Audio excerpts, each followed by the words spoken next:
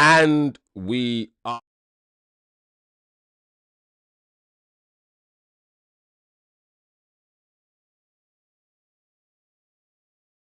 I don't even know how I look. Fuck it, I can't be asked. Is it colourful? Right, let's go. Fuck it. And we are live. Are we live? Sound on Manchester United match, and we are back here again. Welcome, people. Chosen Wisdom Football, a channel where we say what we see, not just how we feel. It's not about bias and agendas on this channel. We try to watch the game, analyze what we see objectively as possible. You know, we can't always be objective in it. And yeah, we keep it moving. Today we have Wolves against Manchester United. And guys, this is I don't want to say it's a must-win game, because every game for me from now on is a must-win. I'm not going to say we're going to get relegated or anything like that, but the way that we are playing currently, every team is licking their lips. Every team is licking their lips wanting to play us the way that we're currently playing. The last match, my gosh, it was one of the worst performances I've seen. Definitely the worst performance under Amorim. And the players just looked void of confidence. Today, the players are just walking out to the pitch. So we've got 3 minutes till kickoff. And I'm not going to lie, we are, based on the team that we're starting, guys, I don't have a lot of confidence right now that we're going to get much from this game. I don't.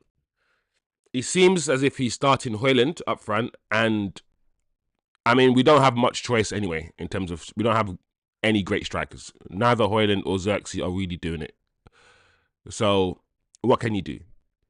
And he's starting Bruno and Ahmad up front in the number 10 roles. Ahmad, we all know how well Ahmad has been playing, especially as wing back. He's had 2 or 3 games in the number 10 role. One of those games was good. The other one, he was more or less marked out the game in the last match. Bruno, that's not his position. We've seen Bruno play number 10 for the last 3 years at United. 4 years at United. He is not a number 10. When you think of the number 10s of the world, when you think of the Hazards, the Neymars, and when you think of even people like Musiala, the young G's, the guys who can dribble, who can move the ball, who can go left, go right, fast touch, play with their back to goal, Bruno is none of those things. So, and the manager said it himself. The manager has said many times that Bruno plays better facing the goal. I think the manager has got this wrong again. I think the manager keeps trying to put Kobe Mainu in that deep 6 role, yeah, with Ugarte. Again, he keeps trying to do it, and I think that's Bruno. Personally, I think Bruno needs to be phased out eventually.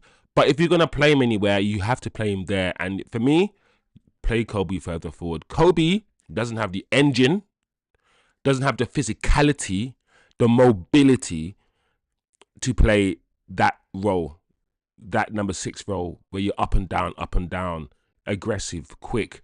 He's not that sort of player. And I feel that what we're going to do with Kobe is do the Pogba thing. We're going to misprofile him. We can see that he likes to play. In the youth team, he's playing on the left wing and in the number 10. So he's an attacking player. And because he's good in tight spaces, we're going to play him deep.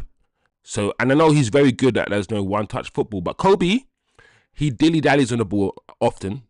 He likes to put his foot on the ball like a futsal player, like a cage player. That's not a number 6. It's not. His characteristics and traits aren't really for that. He's not a Busquets, and he's not a Xavi. So I'm very intrigued to see why we keep doing that. I think the manager has once again got the selection wrong. Wolves play a similar shape to us. 1 up front, 2 10s with Cunha and whatnot. So it will be very interesting to see how we set up, not just in terms of the shape, but the movement of the ball, on the ball, and all of these things. So the match is about to kick off, guys. Apparently the Liverpool match has been postponed or called off. So how many matches? I swear that's like 2 matches. 2 Liverpool matches that have been called off now in like 3 weeks. These pagans, man. Anyway, guys, literally a couple seconds or a minute from kickoff. Group huddle. Rasmus Hojlund, 2 goals in 12 Premier League appearances this season. Hojlund is one of those players where he can afford to score like 5 goals in like 30 appearances and nobody gets onto him. Nobody criticizes him. Well, Zirkzee, who's new, we've just bought him and he's getting acclimatized to the league. He will score 4 goals in like 8 matches. And people will be like, that's not good enough. What I can clearly see is that there is a difference. Anyway, we've kicked off, guys. What I can clearly see is that there's a difference in how Zirkzee's treated and Hojlund's treated. There's a clear bias there between the fan base. Oh, there we go.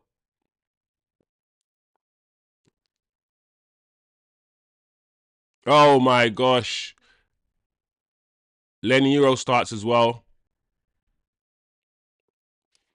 Almost a quick start there for United. Wolves almost made an error.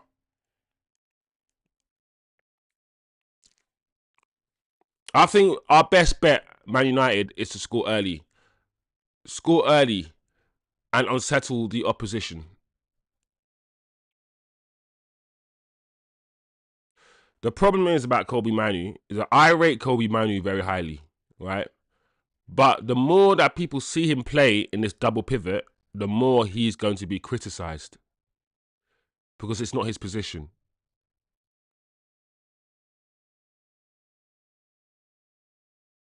And he will get criticised more than someone like Bruno because there's a big double standards in the fan base. That Bruno playing his number 10 role is not good. And let's say Bruno doesn't have a good game today, he won't get criticised online. He won't. And neither with Hojlund. They won't get criticised. So let's watch today, guys. Everybody, let's watch today. Let's watch how we play. Wolves on the attack. That's nice from Cunha. Cunha's a player that a lot of United fans want. That's a nice ball from Cunha. So we're also gonna have an eye out for Cunha today. I'm not quite sure how. I got Juan Kobe. Give it to Ahmad. Well done.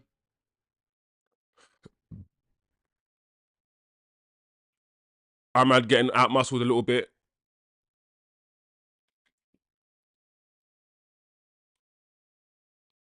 Wow. Okay, this game is gonna be a physical game. Yes, Ahmad. Well done. Well done, Ahmad, again. Well, okay, United, we got out of that little hole very well. We got out of that little position on the right-hand side quite well. Let's see if we can keep the ball better in this match, because in our last game, guys, we did not keep the ball well at all. At all. The way that flipping... was it Bournemouth who played last game? It was Bournemouth, wasn't it, B? Yeah, the way that Bournemouth, man, their press, Bournemouth's press last game, my gosh, they harried us. They harried us into making mistakes. We couldn't get into a rhythm at all.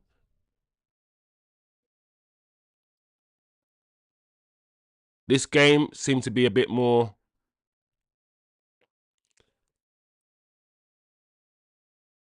Oh my gosh.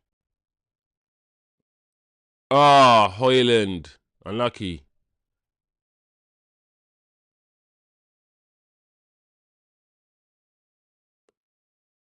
Yeah. All right, press. That's nice.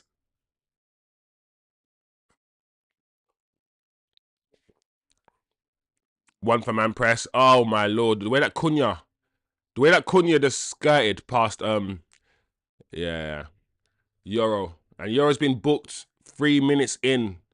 He was way too tight and Cunha just skinned him so easily. Listen, if we can get Cunha for like, and I know he's getting older now. How old is he? He's probably like 25, 26. So if we can get Cunha from Wolves for about 40 or 50 M's, I'll take it. I'll take it. Anything over like 50 M's, I'm like, I don't know. It is foggy in this game, guys. Why did the Liverpool game get flipping? Is it Cancelled.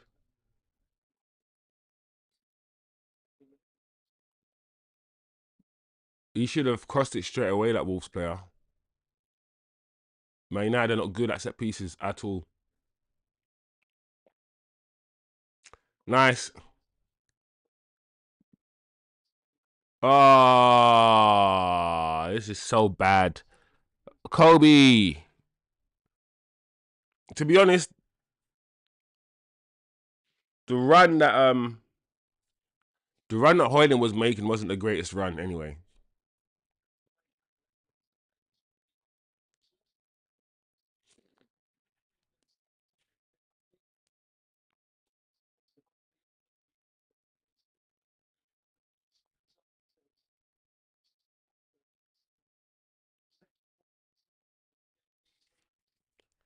All right, Wolves.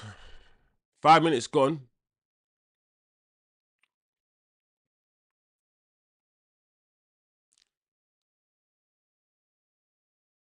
All right. Don't dilly dally around Ahmad. He'll. Oh my gosh.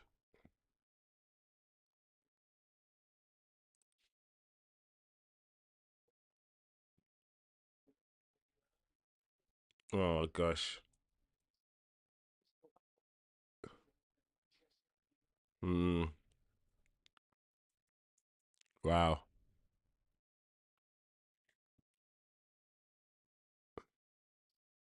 All right. 6 minutes gone.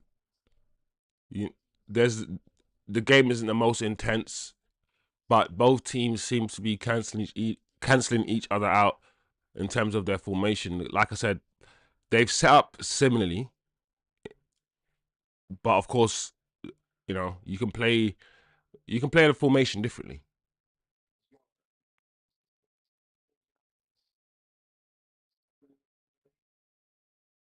Here we go, Dallo. I think we need more from Dallo going forward as a wing back in this formation. Fernandez. Why oh, Fog. So Fog is the reason why the Liverpool match. Wow. It's weird. I've not heard of a game being called off due to fog in ages, man. When's the last time you heard of a game being called off due to fog? Anyway, 7 minutes on the clock. Maguire also retaining his place as well. It's quite interesting how is Ligt injured, guys? Why is Maguire playing 2 matches in a row? It's also quite interesting that Maguire can't play high line, right? That was Maguire's thing. That we want to push up and play a high line in a midfield four, and Maguire couldn't do it because he was too slow. But this guy can do it in a midfield in a defensive three. He can do it in a defensive three.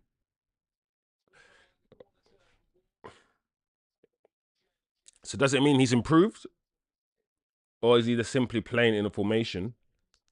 Is he simply playing in a formation and in a system that covers his deficiencies?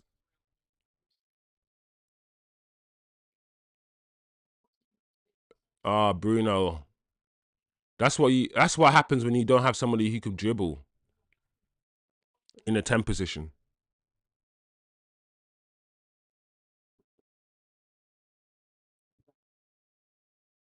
All right, Dallo trying to put a cross in. Dallo doesn't really get a lot of support down the left as well when he has it. But when he does have it down the left, I feel like I need more attacking nous, more flair from him.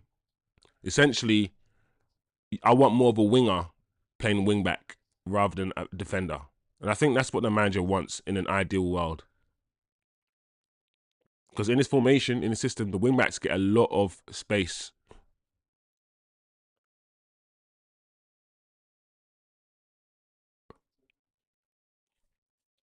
Anyway, guys, smash a like as usual on your way in. What is your side? Why is Dallo offside in that position?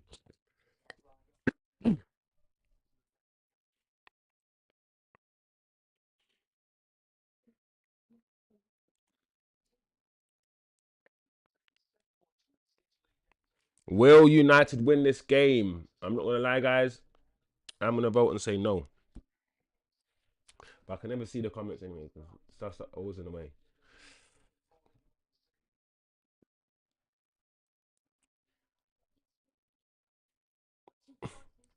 Welcome, Ohan. Thanks for joining the chat. Merry Christmas as well. I think United is going to win this game. They start fighting for every ball, and that's a good sign. Yeah, I agree. Well, I don't agree if I don't. I don't know if United are going to win. I'm quietly optimistic. I do agree though that we started this match better than the last game. There was a bit more intensity in how we're starting. We're fighting for the ball. In the last game, we were getting pushed around. Like I said, we were getting pressed by Bournemouth. Bournemouth hurried us into making so many mistakes. In this game, we've got the ball under control. Wolves are respecting us a bit more, and we've got a bit more space and time on the ball. We just don't once again lack the quality.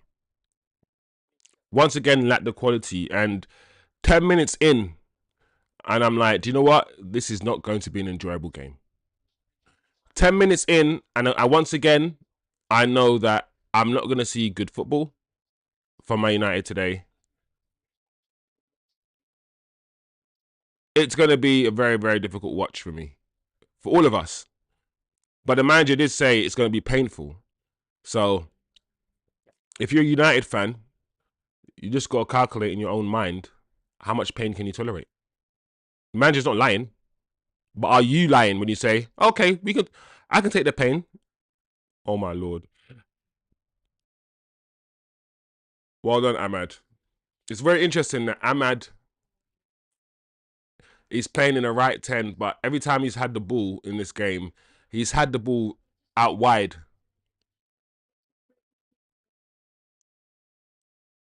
And like, it's very interesting because I feel like that's where he's more comfortable, but clearly that's where he feels the spaces. He's not receiving the ball, and the ball's not getting fizzed in to Bruno or Ahmad's feet. Those two tens, they're getting really marked out of the game. So Ahmad's had to drift wide often in his first half. And Bruno, once again, the other number 10, has had to drift wide to receive the ball. I feel like Wolves are crowding out the centre area very well in this game. So far. So far.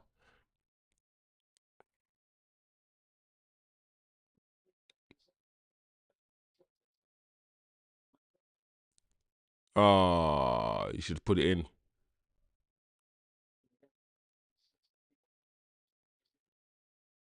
Ahmad. Nice. That was alright. That was better.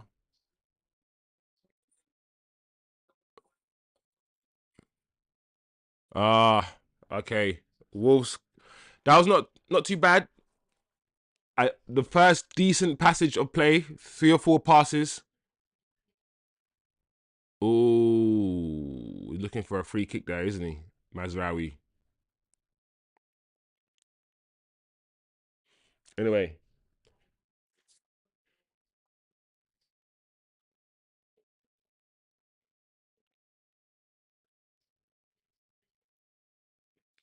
I think the manager is shocked at how bad these footballers are. And I think a lot of us are now starting to understand, especially now that we're in a system and we've seen this system work. Wolves adopt a similar system.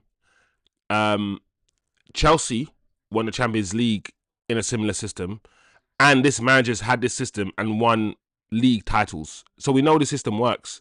So when we see that it's not working, we now can more clearly see that these players are simply not good enough.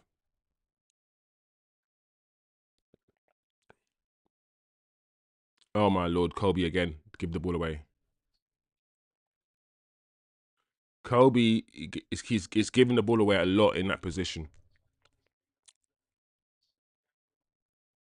Oh, Cunha. Cunha's showing off. Cunha wants his move to Man United. Well done. Nice.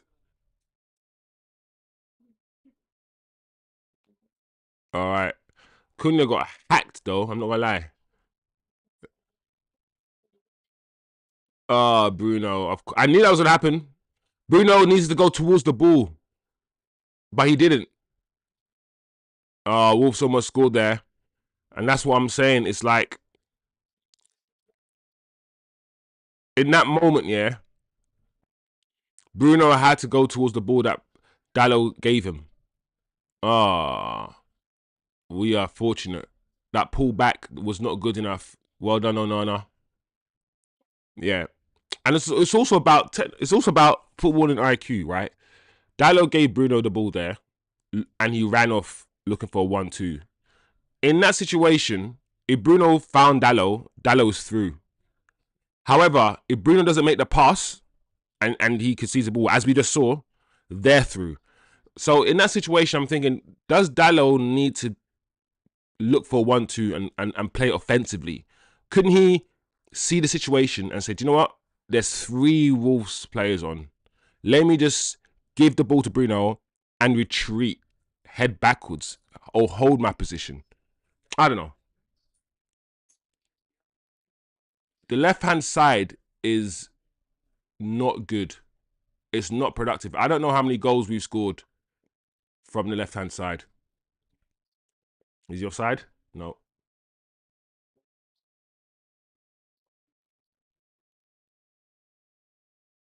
Oh my gosh.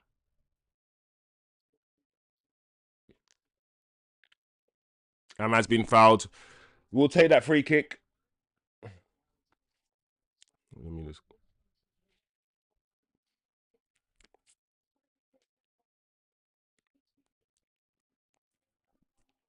Yeah, the left-hand side for United right now is not producing anything right now. It's just not working. You've got Bruno on that side. You've got Dallo on that side. And nothing happens on that side at all. All right. Ball to Dallo. Give it. Give it. Nice.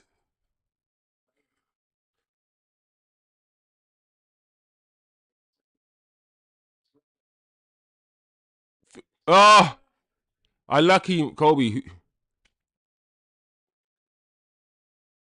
All right, let's see if we can rotate the ball. So I feel like this team has gone back into some sort of Ten Hag mentality. I feel like, oh my lord, the way Bruno, yeah, the way that Bruno just gets like taken out all the time. Bruno, man, oh my gosh, Cunha, what are you doing? Get this guy in now. Buy Cunha now. I've seen enough.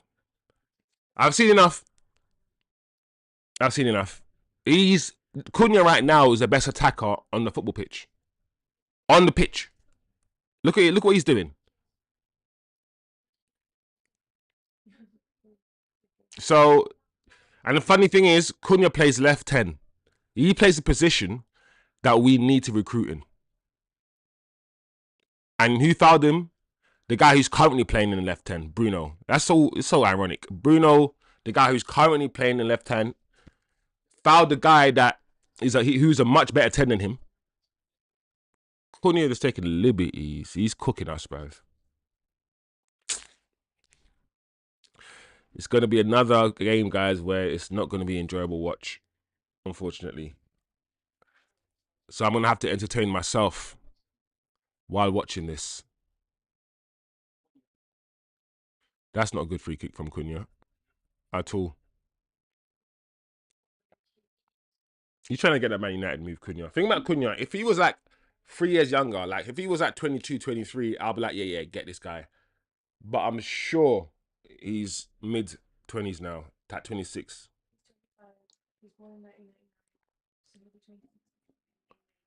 Oh, he's 25. That's not bad.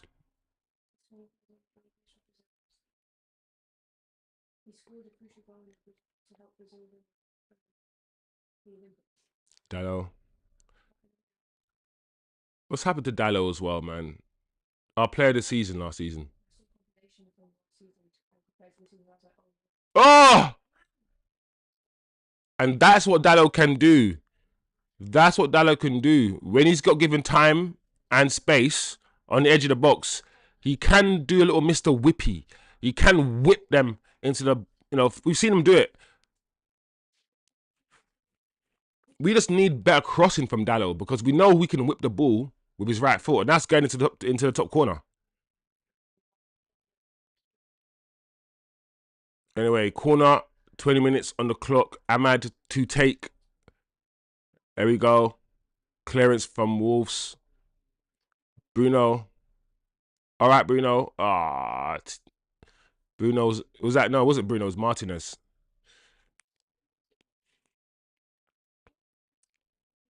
All right.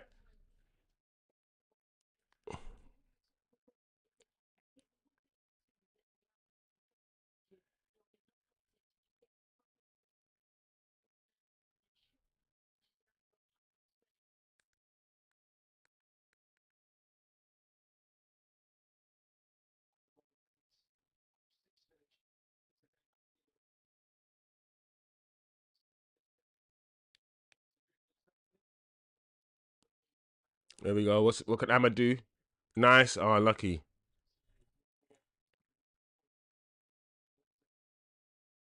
Mm.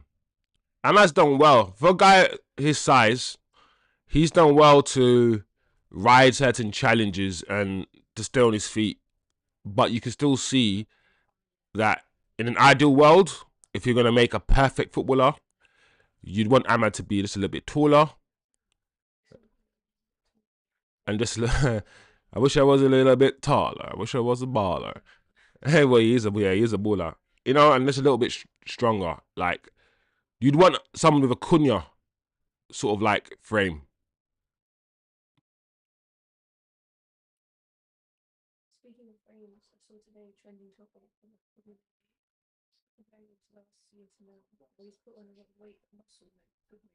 Mm. Nah, that's these are.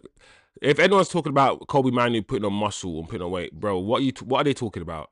Do you know how long it takes to put on a considerable amount of muscle to change your body shape? Like he's 19, yeah, and the season ended May, right? And then people are always trying to convince you that between May, June, July, those 2 months you have off, you're transforming your body, bruv, in those two. Nobody, that never happens. The only thing that might happen is that you don't train a little bit in those 2 months and you might get a little bit, chubby, like a Luke Shaw. But Luke Shaw's always chubby. You know what I'm saying? But the idea that rather than 2 or 3 years you put on muscle, you put on muscle in 2 months and you come back and it transforms your body so much here that you can't do this. No, no, no. Kobe's not a lanky, skinny guy, bro. People are trying to make excuses for Kobe. Or Kobe's putting on muscle. No. Kobe plays the way Kobe plays. If anybody watched Kobe Manu play in the youth team, play any football before he joined the first team, you would know exactly what kind of footballer he is and what his profile is. It's just that people want him, just like Pogba, they want Kobe to be something that he's not. They want to turn Pogba, right? Who for Juventus played in a midfield three with Pirlo and Vidal, licensed to roam forward. He's an attacking player. Man United then buy that same attacking player with those attacking flair moves that Pogba has, that turn, the twist, all these things, and then they tell him, sit deep, don't move, and be a deep line playmaker for Manchester United. That's not his strengths, and we ruin him. We keep doing, and we're gonna do it to Kobe as well. It's almost as if because they're, I don't know, strong, they look strong and they're black, it means they have to play a certain way to fit your brain's narrative of what they should be, rather than look at them, look at what they are, and say, listen, these are both attacking footballers. They're not. Oh, they're not defensive minded.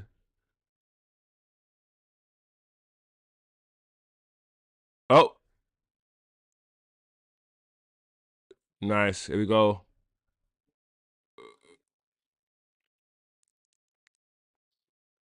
Ah, Manu, unlucky.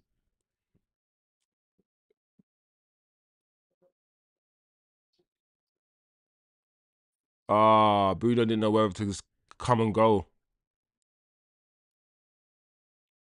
Ugh. Clearance by Maguire. All right. This game's got potential, though. I reckon it's one of those games where right now we're not seeing a lot of quality. But if someone scores in the next 5-10 minutes, I reckon it might wake the other team up.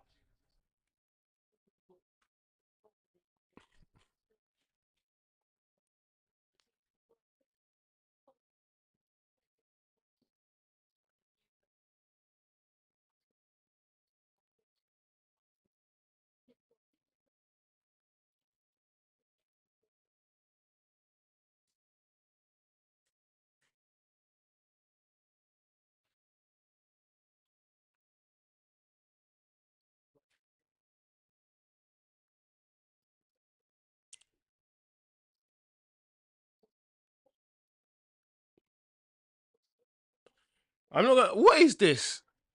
How did he still get a header? Ah, okay. I'm looking at that. The guy headed the ball down, right, into the ground. Could Onana have just caught this? Like, headed down into the ground, bounced up, and he flicked it over. I don't know, man. I feel like the ball was going slow enough for him to just catch it. But it is what it is, guys. Corner, and we know what we like at corners. So Wolves taking a corner now.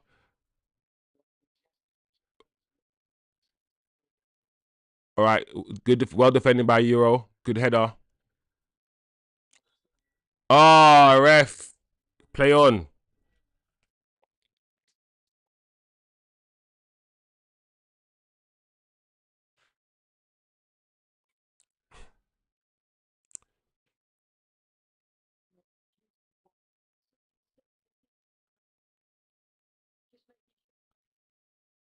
Yeah, I mean, Onana just making sure that maybe didn't want to risk it and catch it. It is what it is. I feel like a lot of people now are hating on. You know when it's fashionable to hate on Rashford now, and it's like if you knew Rashford wasn't good enough 2-3 years ago, why did you have to wait for everybody to start piling in on Rashford now?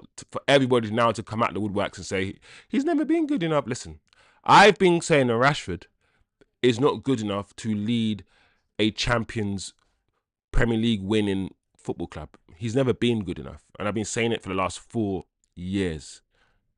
I don't care about GA. I don't care about good. That he's feeding kids and all these PR stuff and charity work and Obama. That's all great. I just care about the football, and for me, he's never been a great footballer. He's always been a footballer that relied heavily on his physical attributes. Rashford relies heavily on his pace to be a good footballer. 50% of Rashford's game, I feel, oh, lucky Dallo, corner, of Rashford's game is him running past players. When he broke into the team, just kicking the ball and running past players. Now that he can't do that anymore, he has to rely on just his footballing ability. And as we can see, his first touch, his control, all of these things, just not good enough. Anyway, corner by Ahmad. Unlucky Ahmad.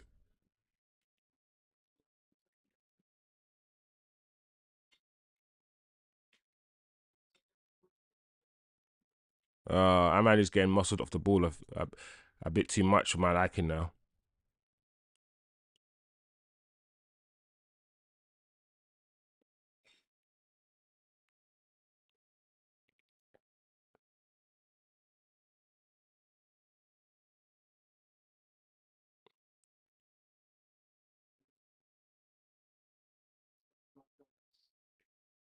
All right, Hojlund's, and also because we haven't seen Hojlund on the ball at all. Talking about Hojlund, yeah, 30 minutes he hasn't done anything on the pitch. He hasn't touched the ball. He hasn't dropped deep to do anything. There's nothing.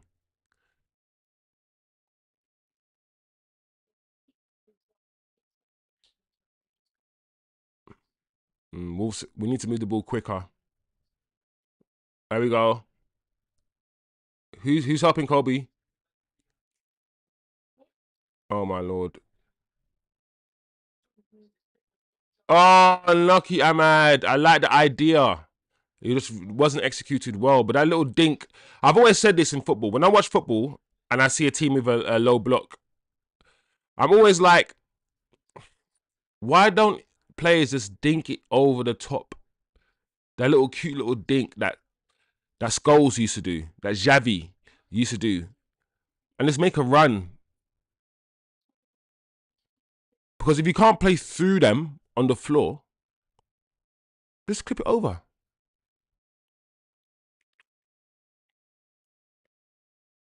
Just clip it over. All right, this game is definitely foggy. You can see the fog. That's a nice ball from Mazraoui. See, Dallo once again is in space. And once again, we're utilizing on the left. Yeah, we're not. We get space on the left. We just don't produce much here, apart from just crossing the ball in. There's no like. We try little triangles and we try combination plays, but it's just not there. It's just not there.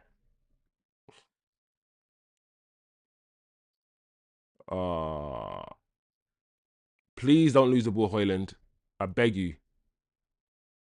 Just release it, please. Oh, you almost lost it. I'm like, where are you going with it? Please, Hojlund. The manager's already said, Hojlund, you take too many touches.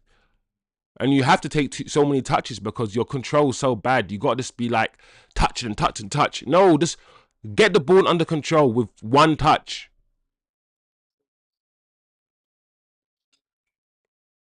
United have been patient right now. Let's keep the ball good, Martinez. But you got to move it quicker. On this right-hand side, we need the same triangles that are played on that left. We need to play these same triangles on the right-hand side. Maguire's lost the ball there.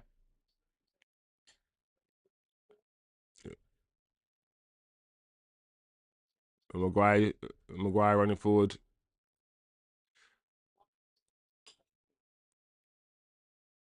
Oh my lord! Look at us walking on the pitch. Look at us! Look at us! 32 minutes on the clock. Bruno and Kobe just walking. Wow. Wow. Keep moving quicker to Lenny.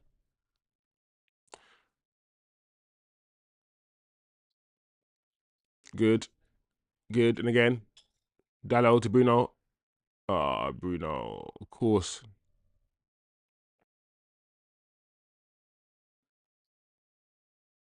All right, Dallo. What's happened here? What's happened there? Who's he booked, referee? I'm confused. He's brought it back.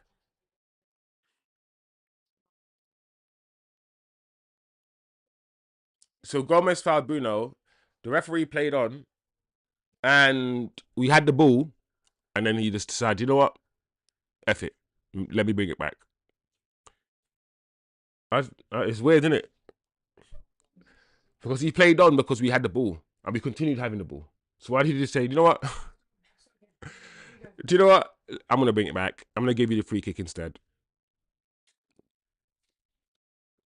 Wow, like the whole pitch is steaming. The players. Yeah, you can see the steam coming off all the players. That's crazy.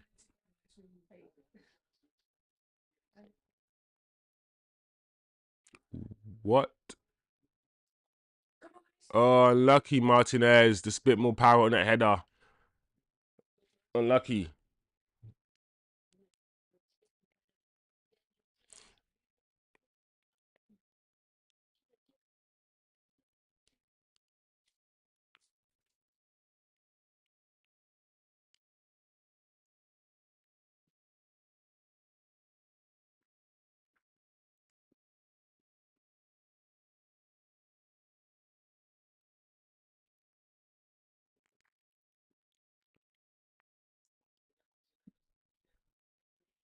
See that? See how that striker just held the ball up? I wish Hojlund could just do that. It's such a basic thing to do. Just hold the ball up.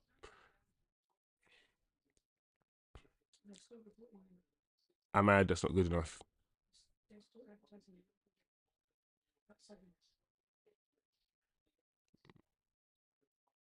All right. So maybe the Liverpool game hasn't been called off.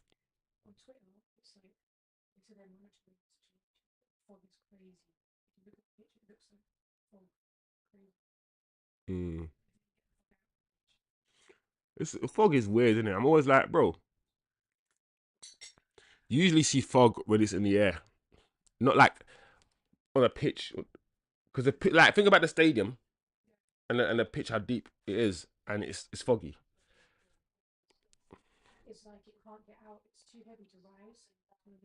Mm.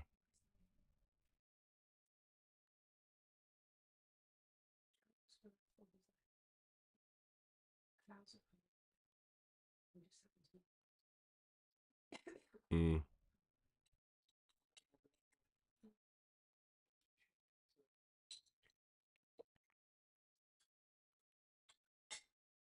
Mm-mm.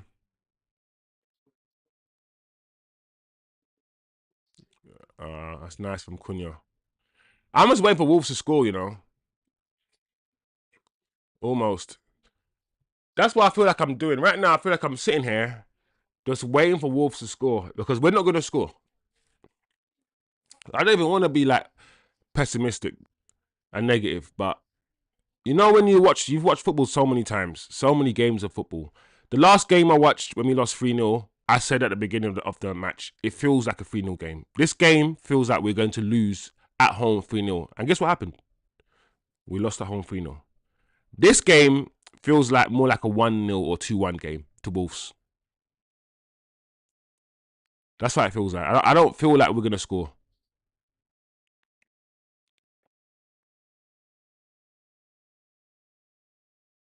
Nice Cunha. Wolves have played it out to the right. That is bad.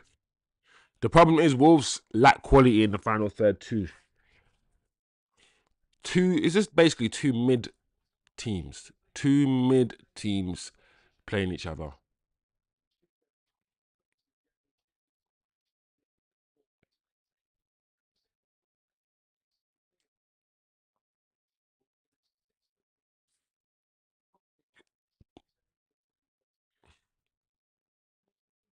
That is so bad, Lenny Euro. I don't understand who that was too. Yeah, we're now approaching, I feel, a period of the game where we're now going to start losing the ball a lot. And if Wolves want to win this game, I think Wolves need to score in the next 5 minutes during this period if Wolves want to win. This is the good period for Wolves to score. This is when we usually concede. I think this is probably where we concede against Bournemouth as well and Tottenham. Another corner to Wolves. They're pushing us and pegging us back now, having decent amount of possession. Cunha being involved in most of the good things that they've done.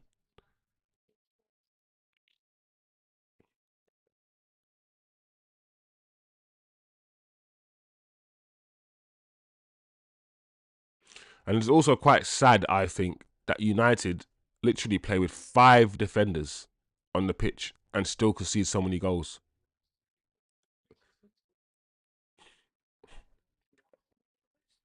We literally play with 5 defenders and still get beaten almost, and still get beaten 4-3 and get beaten 3-0 even with 5 defenders on the pitch.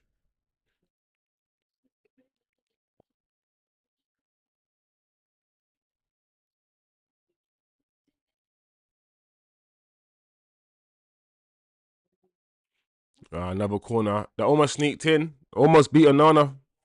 To be fair, Onana had that covered anyway. But Onana looked like he dived in slow motion, man. Flipping heck. We need to stop giving Wolves these corners, man. I don't understand why we keep doing this. Oh, oh, nice. Uh,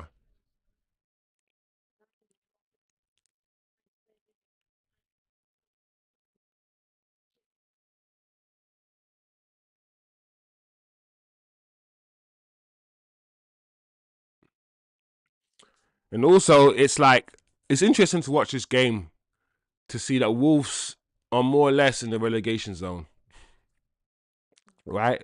This is one of the worst teams in the league. And we look equal. If not, they look better than us. It's a good humbler as a United fan to remind you or remind us where we are. Why is Hojlund shouting? Hojlund is not. That's just got me mad. Ahmad had the ball. Ahmad tried to shoot, and I've noticed this, and I want you to pay attention. Hojlund only gets animated, yeah, when Ahmad doesn't give him the ball. I've seen him argue on the pitch, Ahmad and Hojlund. I've seen Ahmad do TikTok videos where he's dancing, and Hojlund's turning up in the videos taking a mic. There's something going on between Ahmad and Hojlund, definitely. And I'm not a fan of Hojlund anyway, and I will protect Ahmad, yeah, because Ahmad is a baller. And if you're a baller like Ahmad, and you got someone like Hojlund who he's not really a baller, shouting and screaming at you, you want to tell man to shut his damn mouth. That's what you really want to say, man. Like, this is Team Ahmad right now. Without Ahmad, we wouldn't even be a football team. So what I need Hojlund to do is shut his mouth. I can't stand Hojlund, you know. Like, Hojlund wasn't even in a position to receive the ball. He wasn't even in the right position.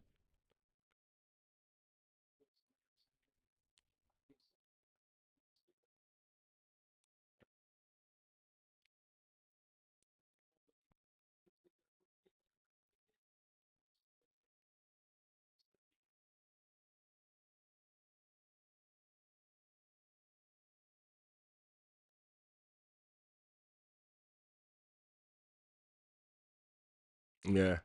I think a lot of questions now, unfortunately from the manager, are going to be asked of the manager. Because I need him to have his players. Of course, I want him to have his players, right? To play his system. However, I do not think he's doing enough right now to get the most out of the players that he currently has.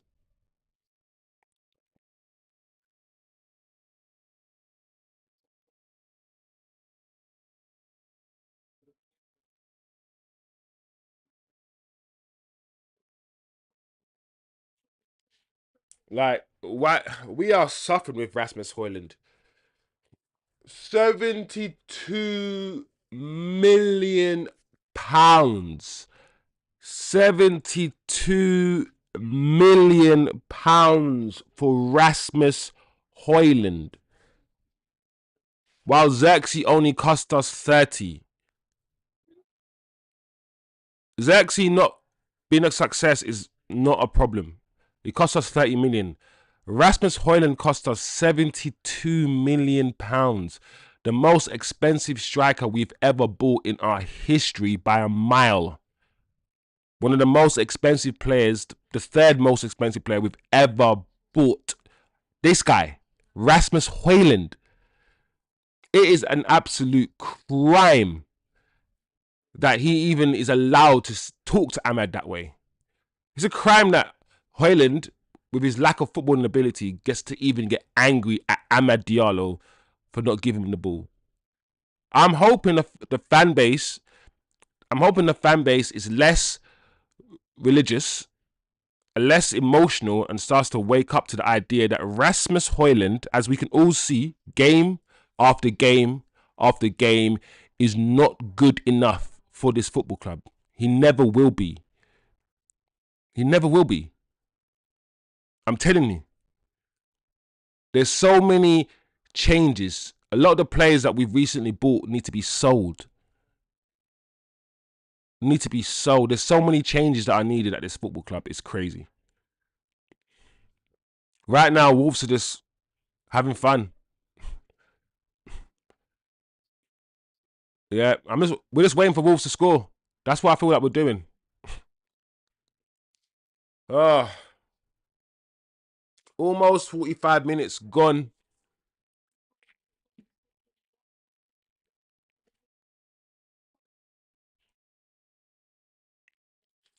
And the thing is, on the right hand side, like on the left hand side, Dallo is showing as a left wing back, at least, right? Even though we're not producing much. On our right hand side, Ahmad is wide, right? And Mazraoui, even though he's the wing back, Mazraoui is kind of tucking in and playing as an inverted wing back. So Ahmad's holding a width rather than playing number 10 on the right hand side. And I want Mazraoui to play wing back. Like the way Dallo is holding the width.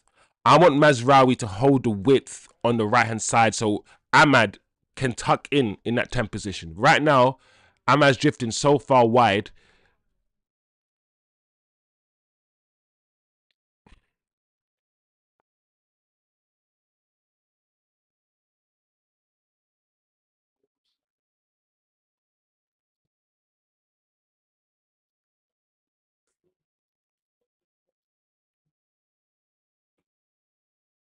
Yeah, this is not. The first half is almost finished, guys.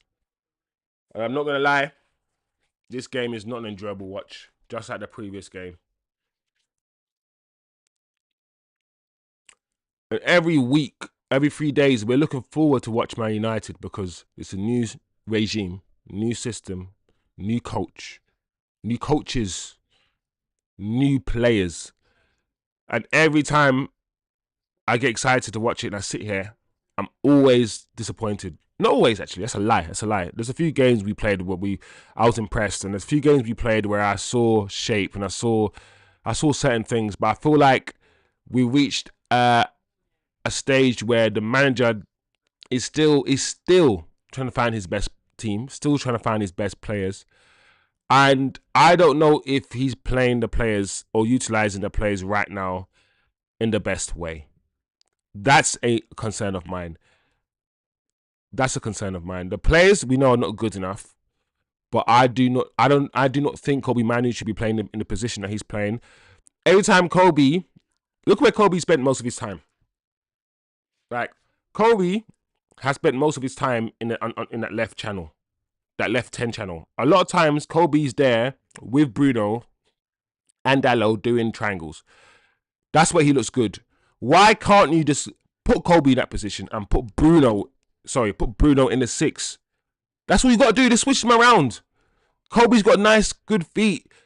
He can do the given goals in the penalty box. He can shoot.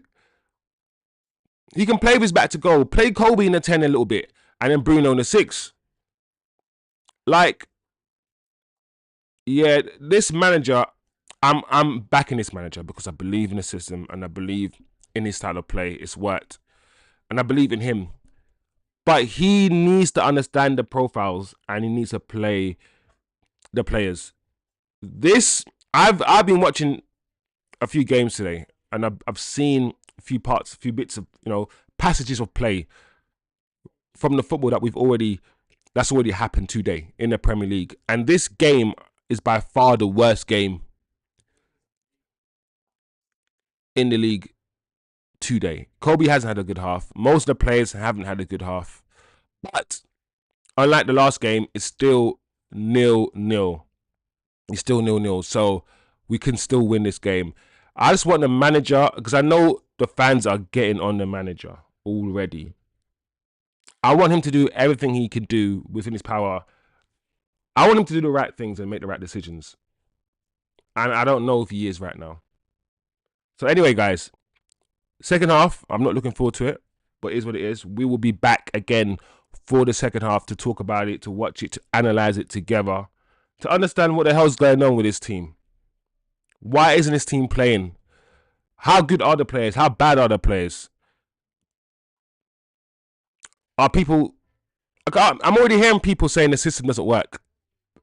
Because the thing is, the system doesn't get the best out of the players. The manager had two decisions to make. Should I spend my time getting the best out of these players and bend my system to suit them? Or should I come and instill my system no matter what and try to coach these players into playing my way? He's chosen the latter, obviously. And now he's chosen the latter, and he said it's going to be painful, and people are seeing the pain. People are now coming out of the woodworks and saying, do you know what? He needs to find a better way to utilize the players. He needs to maybe alter his system, adapt his system to suit the players. And that's when we're like, you didn't want that before, but now you do. How much pain are you willing to take? How much adapting does this manager need to do? You know, because for me, he's already adapting. Does he bend 50%? Does he bend 20%? If he bends too much, how does he instill his system next year? Like, it's all of these things that I reckon the manager is having to deal with. He's not playing with wingers anymore. And because he's not playing with wingers, Garnacho and Rashford clearly are not an option, really. But if he did play with wingers and played 4-3-3, would we be playing better? I don't know. But we've all decided that this is the manager and this is the system and this is the way forward. And we cannot succeed if we keep flip-flopping. And we just have to just follow this course, take the pain, take the left jab, the right jab and the uppercut, and come back in the second round. That's all. That's all. Anyway, guys, I'll be back in a second. Stay tuned, stay blessed for the second half. Yeah, big up yourselves, people. Big up the chat, and I'll be back in a bit.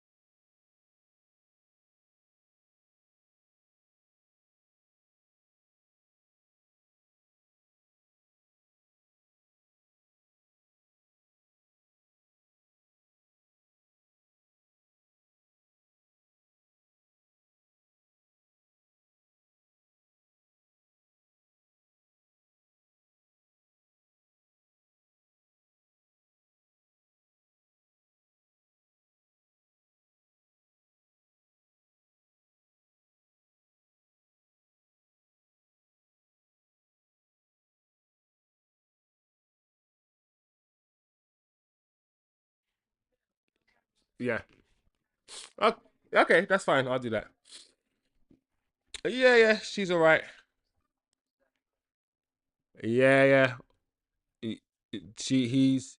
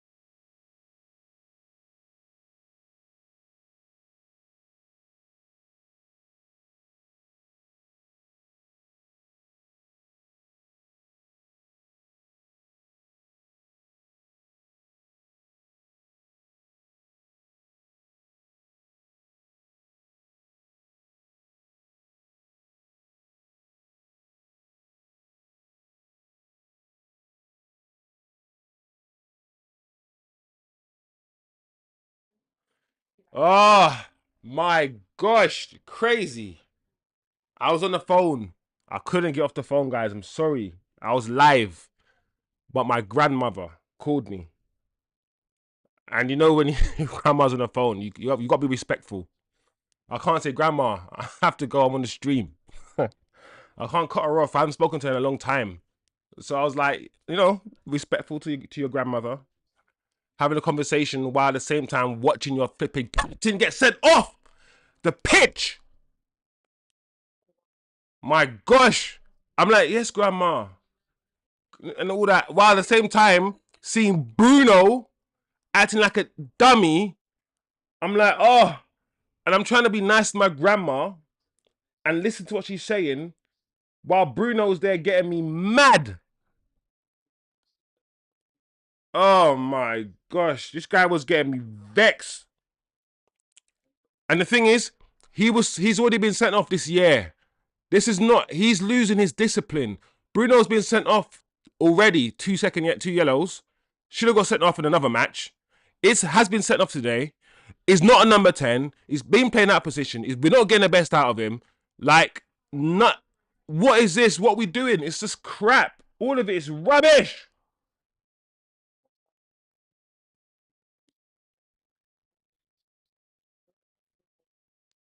This is absolute. Listen, if we continue like this manager is not lasting long at all, bro. Like, the owners are gonna have to be either very, very strong and be like, listen, this manager's not going anywhere. We believe in him and we fully back him. Or what's gonna happen? Because we can't change the system now. We're now got 10 men.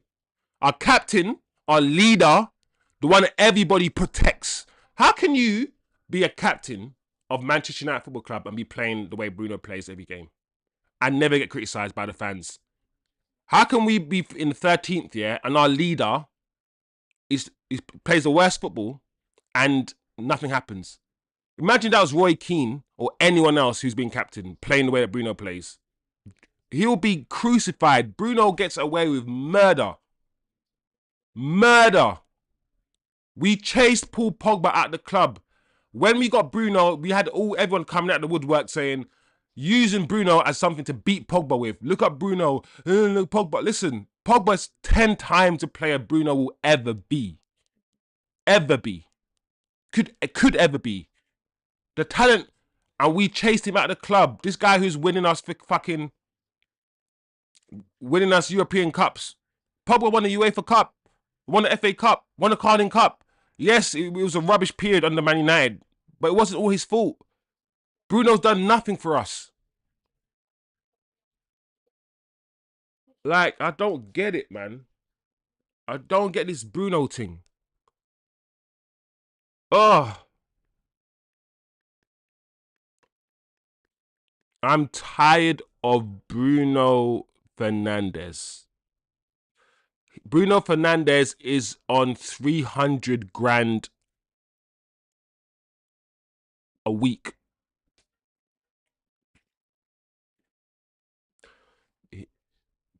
Bruno Fernandes gets paid 300 grand a week,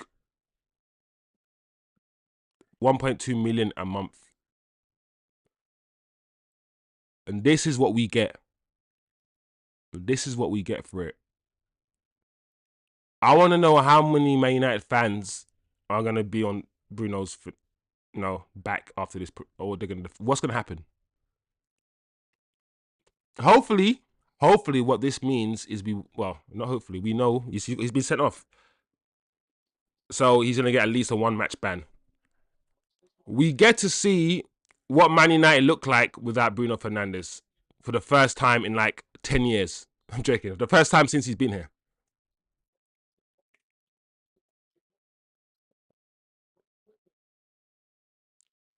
We're losing. Manny's now been booked. Discipline.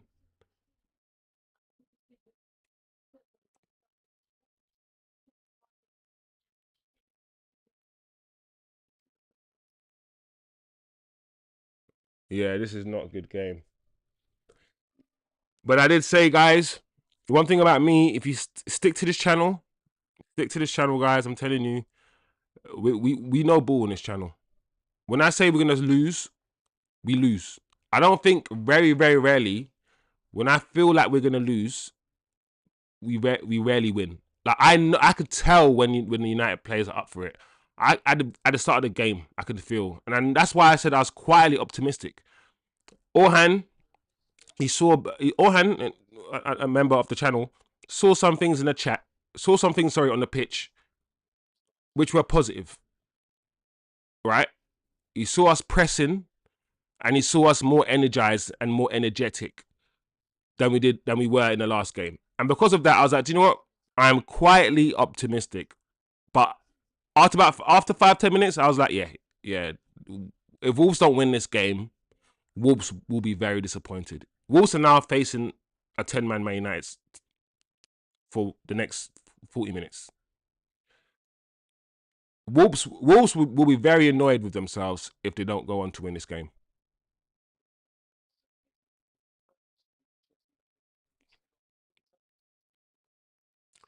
Bruno Fernandes.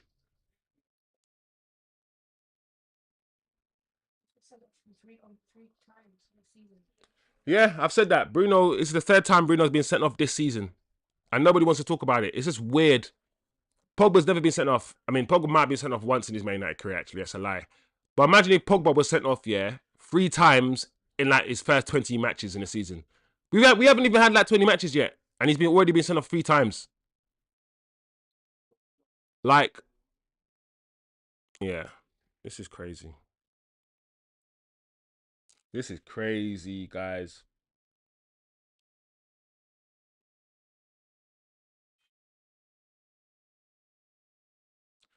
The fog is mad, though.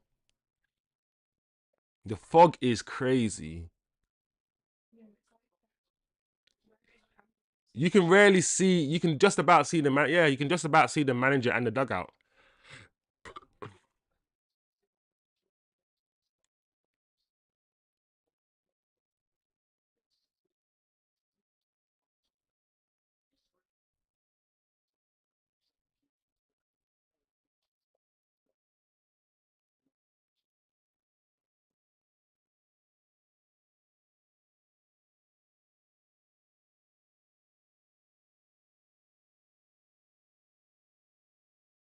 Yeah. Also, I'm now seeing why. The more I watch how we play with Ahmad in the 10 and with Ahmad in the 10 and Mazraoui as wing back, the more I realize that, do you know what? The wing back positions are so important that it might actually be better either starting Antony as a wing back and keeping Ahmad in the 10, or maybe, even though Ahmad's, should be played further forward, we all know that, but for the benefit of the team and for the balance, maybe putting Ahmad back in the wing back role, because he seems to be more effective there. The wing backs, like I keep saying, get a lot of space. I feel like the wing backs in this system get more space than the number 10s do. Therefore, it might be more effective bringing Ahmad back as a wing back where he's getting loads more space, where he can be more effective, rather in that 10 role where he's squeezed out, where he's marked out the game.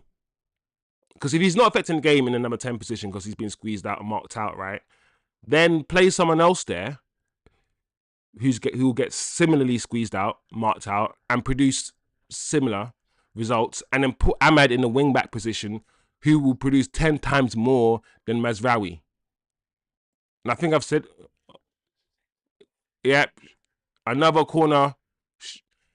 Cunha has just scored for Wolves, and we've now conceded 2 goals directly from corners. I've never seen this in the history of Manchester United Football Club, where we are now conceding directly from corners. The corner's taken, and the goal leaves the corner taker's feet. The ball, should I say, leaves the corner taker's feet and ends up in the back of the net without nobody touching it.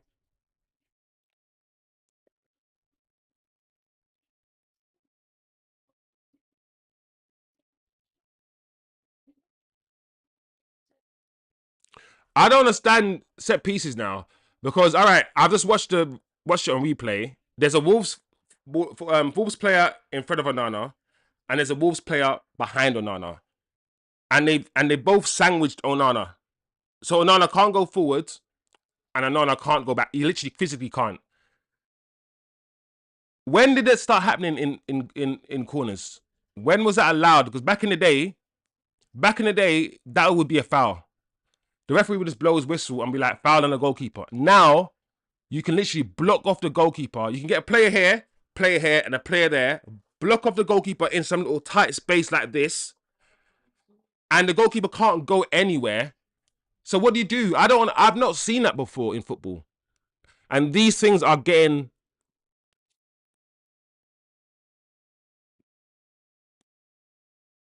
Why? And also, why are we allowing players to block off our goalkeeper? Why are we not putting players there to barge and to hassle their attacking players? Why are they allowed to just stand there and block off our goalkeeper and all our players are watching it happen? It doesn't make any sense. The game's done now. The game's done. Another goal we've conceded directly from a corner. The same corner. Son did it a week ago. Same move. Wolves done it again. And all they have to do is now watch. Wolves clearly watched Tottenham. Tottenham clearly watched Arsenal. We cannot deal with set pieces. And I don't know what to do. What do you do if your goalkeeper is getting blocked off like that? Because usually, like I said, the ref will blow the whistle and say you're blocking the goalkeeper. You're stopping the goalkeeper from moving and you're not even trying to get hold of the ball. When you try to block a player and you're not trying to go for the ball, that's an automatic free kick anywhere on a pitch. But for some reason, when it comes to corners, our goalkeeper's getting blocked off by players who are not even going for the ball. And that is being allowed. And I don't understand that. Somebody on this channel needs to explain to me the technicalities of that rule. Like, I'm not even saying Onana should not be doing better there. I just want to know from people the rules. Like, he got blocked off. He got blocked off by 2 Wolves players. Back in the day, the ref would have blown a whistle and say, you're blocking the goalkeeper. That's weird to me. Secondly, why are we allowing players to block our goalkeeper? Why aren't any of our defenders saying, hold on a second, these 2 guys are trying to block our goalkeeper. Let's go. Let's get into that space and disrupt them. Like, how are we conceding directly from corners, man? How are we conceding directly from corners? Big up yourself, Mo. Big up your damn self, bro. But what are you saying? Nah, man, this is getting embarrassing. Half of these clowns need to go. Bro. You know what it is, yeah? This is Wolves. Wolves are going to be in a relegation battle this year. They are. And we couldn't even lay a glove on these guys. We couldn't even work the goalkeeper. Like, these guys are dead. Kobe's coming off for CASEMIRO. Now we got CASEMIRO playing. And I hate the fact that a lot of fans have been calling for CASEMIRO, Ugarte double pivot for a long time. And this manager has not played Cas. He's been ignoring this man for the last month. Hasn't played him at all. And now he puts him on when we're losing 1-0. It's like, I don't want to be on this manager's back, but this manager needs to fix up quickly. I'm refraining from criticizing him too much because he's new. He needs to get. There's so many things he needs to get used to. That's why I have to be, I have to lay off him a little bit. But this is an unforgiving league. You don't have time to be messing around. You don't.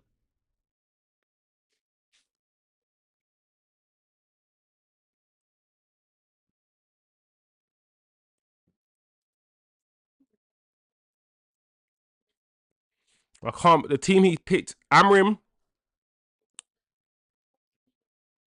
The problem with Amorim, he keeps playing these defensive teams. He keeps playing, rather than doing the right thing and playing Antony wing back and, attacking, he keeps playing this defensive team. And I've always say, listen, if you play a defensive team in the Premier League, you're not going to win. The best form of attack in this league, well, should I say the best form of defense in this league is to attack. If you offer no attacking threat, it won't take long, for the opposition to realize, hold on a second, why am I respecting these guys?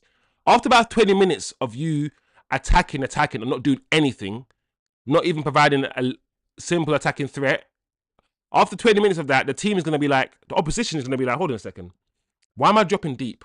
Hold on a second, let me actually attack the ball when they have it. Or let me close them down quicker because I don't rate them. And very slowly, Wolves will then start dominating you after they realize that you offer no threat. The best form of defense is attack. If you have an attacking threat, the opposition is shook. They are scared. They will drop deeper. All of these things. If you offer no attacking threat, then this is what happens. You can put all the best. You can have the best defenders in the world, right?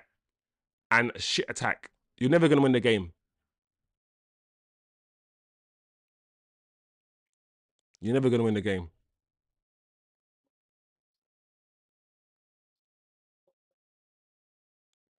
So it is what it is, man. This manager needs now more than ever. Now more than ever, this manager needs to start taking the risks. Start with an attacking formation. Start with Ahmad and Kobe and Antony. Start with an attacking formation. You can't win. You can't score. We played our best football with Ahmad, a forward player, as wing back. That's when we played the best football under this new manager. Since this manager has been playing fullbacks as wingbacks, since he removed Ahmad, an attacker, from the wingback position, we have not looked good. Playing defenders Mazraoui and Dalot in the wingback, the very important wingback positions, has coincided with us seeing some of the worst football. Since he did that, we've not played well. We haven't.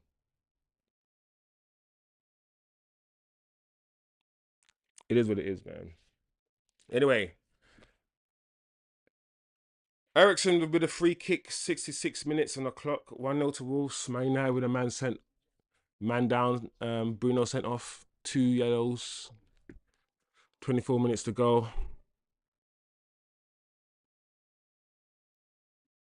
I'm out with the ball.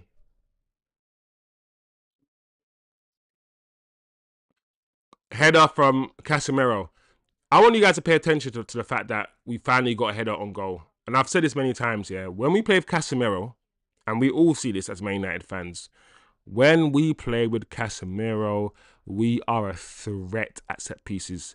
He is an attacking threat at set pieces, Casemiro. And not only is he an attacking threat, defensively, when Casemiro is on the pitch, we do not concede. Like, he's such a monster in the air. And what you need to also understand, guys, I'm not saying he is the answer or he's the only reason, because it's more complex than just one person. However, Casemiro out the team has coincided with us deteriorating when it comes to defending set pieces. He's one of the best defenders that we have at set pieces.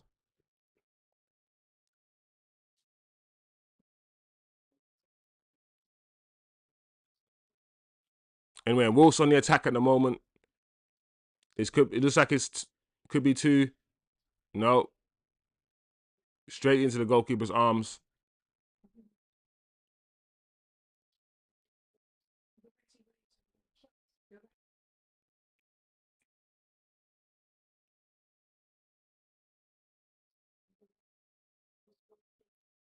Yeah, this game is done. Antony on the ball on the right hand side.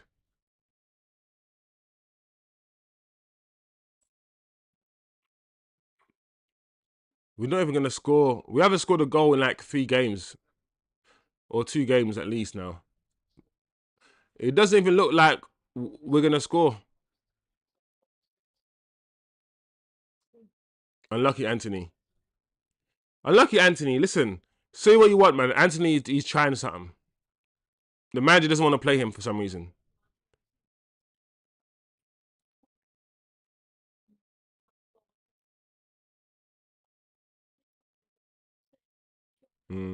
That's wide from Antony, but you cut in, shoot, you know.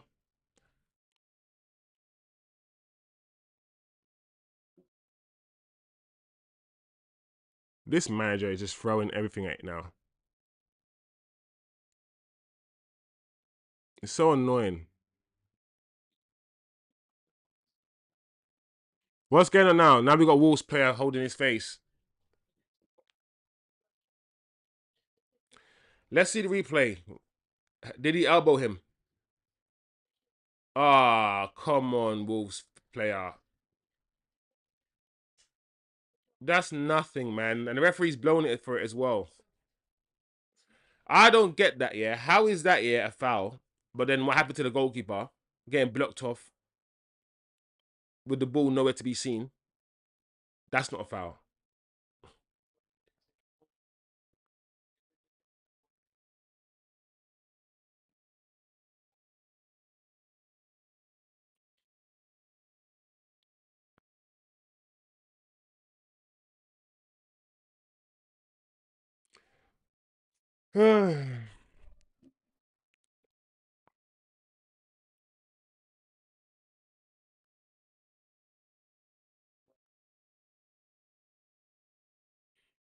It's a shame the manager doesn't want to start CASEMIRO and Antony.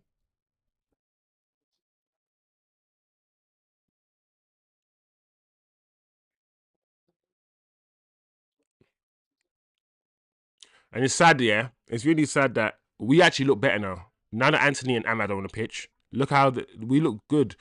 And I don't understand. I really don't get it. You want to win the game. You want to be an attacking coach. You want to take risks. Start Antony for once. Start Antony and start Ahmad. Let us see it. Let us see it. And if it doesn't work, cool. But keep doing the same thing and the same thing and the same thing and getting beaten is very frustrating as a fan. Try something different. Try Ahmad and Antony. Try starting them and then try starting my guy, Kobe, in the 10. Just try stuff like that and put Bruno deep with Ugarte if you want. Or start Casemiro on Ugarte. Like, you got to do something different now.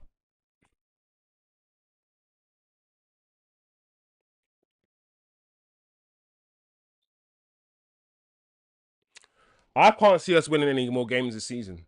That's how bad this is. I cannot see the way that we play football, the way that we are playing now. I cannot see this team winning games this season. Any games. Like, if I reckon if we don't get any reinforcements in January, I reckon we could finish in the bottom half of the table.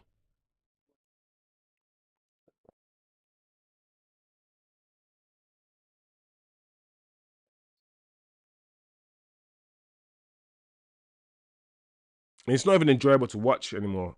The first time the manager came in the first few games, I enjoyed seeing the change in shape, the change in system. I enjoyed seeing it. Now we've gone back to one of the worst football teams to watch. We are absolutely embarrassing to watch play football. Absolutely embarrassing to watch.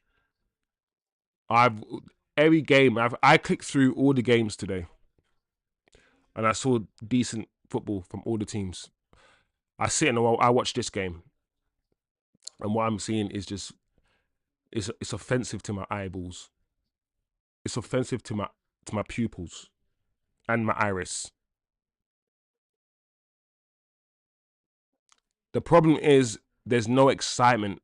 There's no new manager bounce. There's no optimism. It's all doom and gloom all over the pitch. It's all Rashford leaving. Garnacho's not good. No. It's all negativity surrounding the club on top of all of this. It's not. If we're not careful, because confidence is important, if we're not careful, this is. Okay, listen. We're not going to get relegated. I'm going to say if we're not careful. Because if Wolves are a relegation team, yeah, Wolves are a relegation team, and Ipswich are relegation is a relegation team. We drew against Ipswich, and we lost. We're losing, or we're going to lose against Wolves, right? 1 point out of 6 against relegation teams, and then we lose. We lost to Bournemouth 3-0. What I'm trying to say to you is this: we are clearly not going to beat many of these teams fight for relegation. They're stronger than us. They're quicker than us. Look, this is where we play football. So where, as a Man United fan or football fans, where are Man United playing this way for the past 3 games? Where are we now going to get points from? That's the question we now need to be asking ourselves. If we continue to play this way, which there's no reason for me to think that we're not going to continue playing this way, there's no reason for me to think that anything will change because nothing has changed. Unless I see evidence that something will change, there's no reason for me to think, oh, these players are miraculously going to start playing well. No, this is them. This is it. So where are we now going to be collecting points to stay up? If after this game because before this game started we were what, 13th. When this game finishes, where are we going to be? 14th, 15th? That's we're near the relegation zone. Points wise, we might not be, but position wise, we definitely are. And if we don't fix up, and I'm not saying we are going to get relegated, because if we do get relegated, that's not going to happen. But it's not out of the realm of impossibility. It isn't. On the ball, we are just bad. On the ball, we are just so bad. We have a striker that we played 75 minutes, right? Can you remember anything that Hojlund has done today? He doesn't get service, whatever. Can you remember him touching the ball or bringing anyone into play? Can you remember anything he's done? Look at that ball from Casemiro. Almost a good ball from Casemiro. Oh my lord, Martinez was too deep there. Martinez should have played him offside. Offside.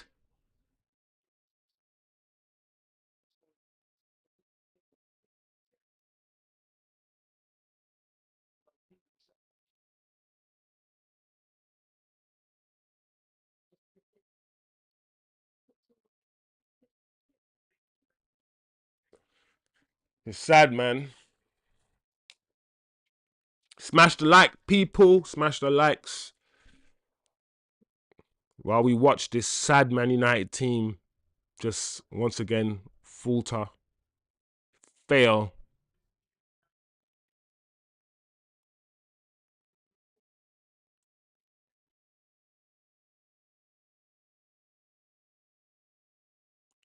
It's so annoying that Rasmus Hojlund is allowed to play this badly. He's played shit today. He has done nothing. Look, once again, just, I know that ball wasn't that good anyway, but Rasmus offers us, if he doesn't score, he offers us absolutely nothing. One of the worst strikers in the league. And this game's gonna finish, guys. I want you to understand this.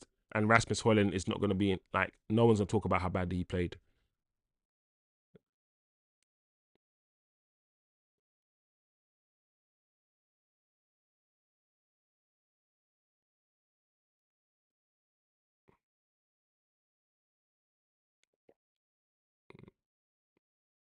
This is so comfortable for Wolves.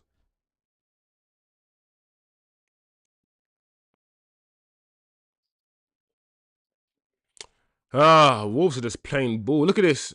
That's too easy. Too easy.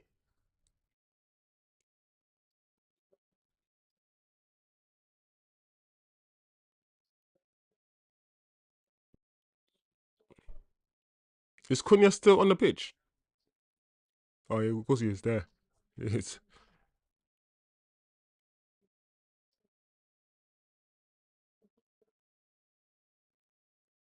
I feel sorry for Ahmed as well. Ever since we started, and the manager said this to us. The manager says, relax. When it comes to Ahmed, just relax yourselves, people. Let's not ruin him like the way that we ruined Garnacho. You know, we ruined a lot of youngsters by just pushing them too early, saying that they're the best too soon, all of this stuff, right? Let's relax. And I think we're just getting reminded once again as fans, because United fans, we're always looking for the next hero. We want someone to rescue us. We want someone to save us. We love the saviors business. We always have a Ronaldo. We love a Ronaldo. We love a Rooney. We've had all these sort of players. Right now, we're in the mud as fans and as a football club. So whenever we see any little sparkle, anything that looks shiny, any little hope, we get overly excited. We're like, oh my God, it's the best thing ever. We just need to be more level-headed. We need to be more level-headed and more understanding.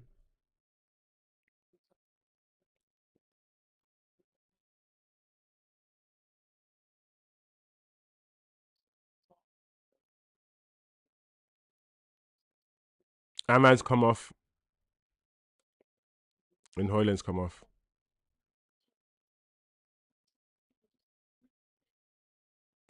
Zirkzee is not a player you put on to change the game with 10 minutes to go. He's not. Zirkzee is not impact player. He's a rhythm player.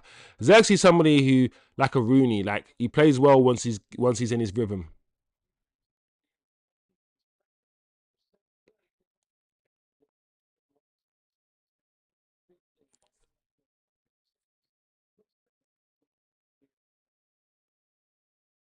Ten Hag spent 600 million and we haven't improved. We've gone backwards with the players that he's bought. That's what is sad. Is that we've gone backwards.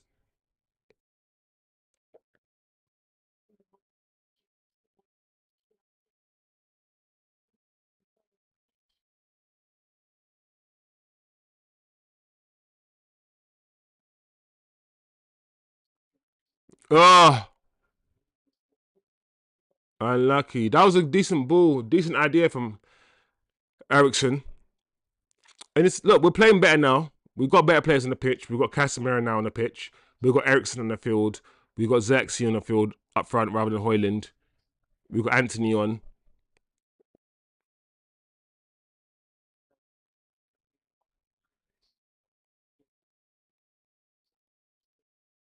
Nice. Look at Casemiro's touch to Antony.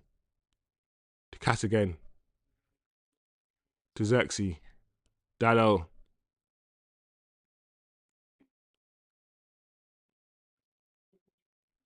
Unlucky.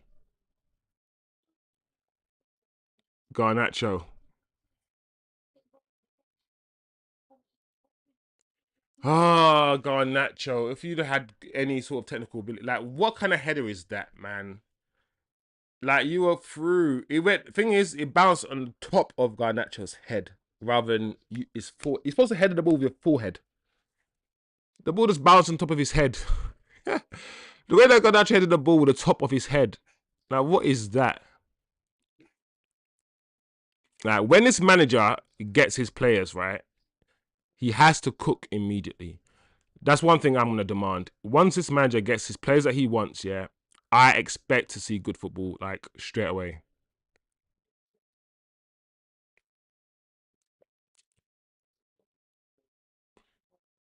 And look, I want you guys also to understand how much better we are playing with Casemiro now on the pitch. He adds us some calmness to the way that we play. Unlucky. We're playing so much better. And it's because we've got Antony playing wing back. We've got players that want to dribble the ball on the pitch. We've got Casemiro now playing flipping centre back who's added a bit of control and tempo to the game. And we've got 10 men. We've got 10 men and we've got Zirkzee now on the pitch. And Zirkzee will hold the ball up and bring others into play.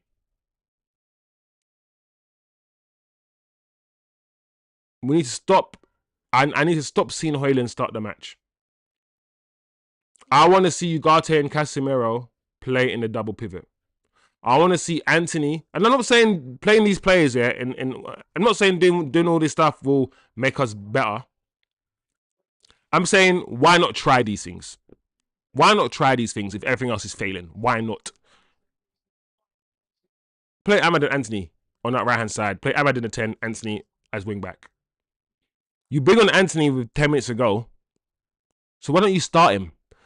You bring on Antony 3 times, yeah, in 3 different games, and he's come on and he's changed the game playing with Ahmad. So why not give him a start? That's what I don't understand. 84 minutes on the clock. Corner to United. Ericsson about to take. Oof.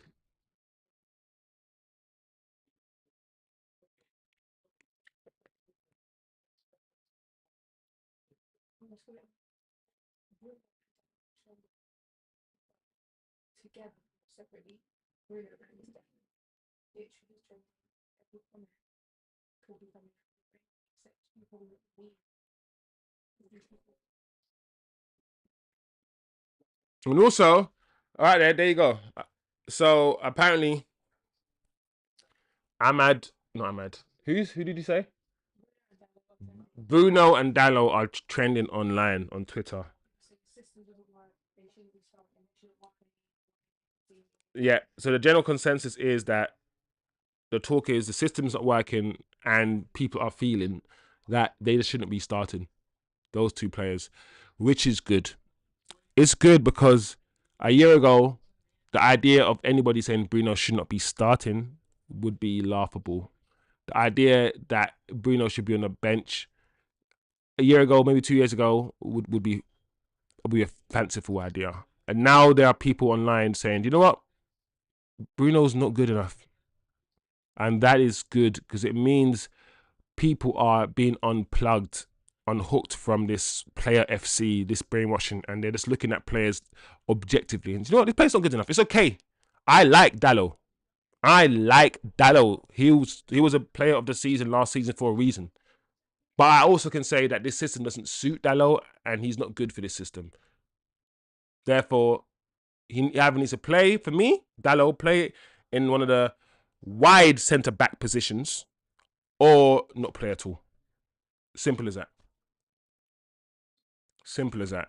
Mazraoui, I don't want to see Mazraoui in the wing back positions.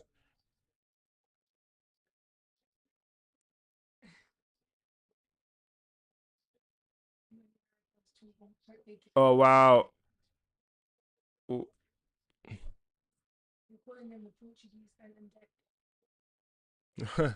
Nah, is that what they're doing? You guys are calling flipping Bruno and Dallo the Portuguese Ant and Deck. That's funny, you know.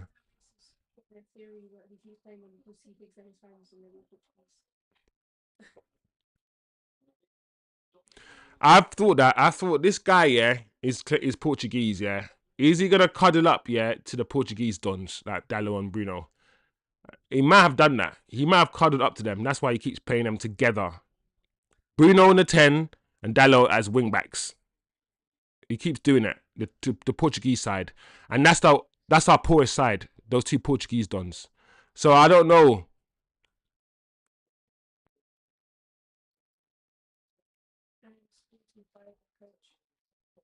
Wow. When did Sporting Lisbon fire their coach? Sporting has fired their coach. Listen, if I was Amorim, listen, I'm a Man United fan, so I can speak from two perspectives. As a selfish Man United fan, obviously I want Amorim to stay. You know, but if I was Amorim, I'm not gonna lie. Yeah, I've seen great managers come here and fail. If I was Amorim, I would go straight back to Sporting right now. After this match, go to the boardroom and say, you know what, this task is bigger than I thought. And if, for me to be successful here, I need a lot of players. And you guys, I don't have faith that you guys will give me the players that I need. Therefore, I'm gonna go back to Sporting. That's what I would do if I was Amrim. But as a Man United fan, of course, I don't want him to do that. As a Man United fan, I want him to stay and make our club great.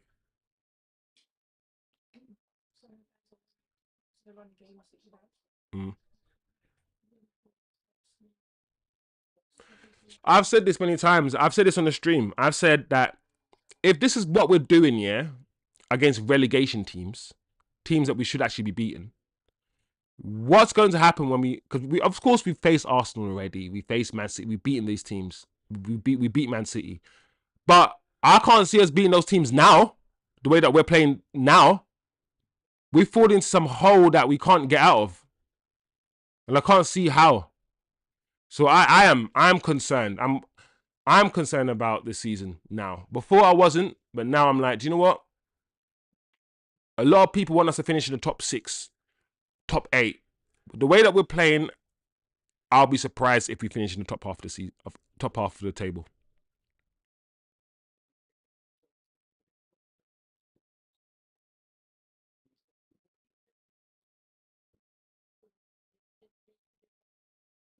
And the problem is, now that we got wingers like Garnacho and Antony, we look better.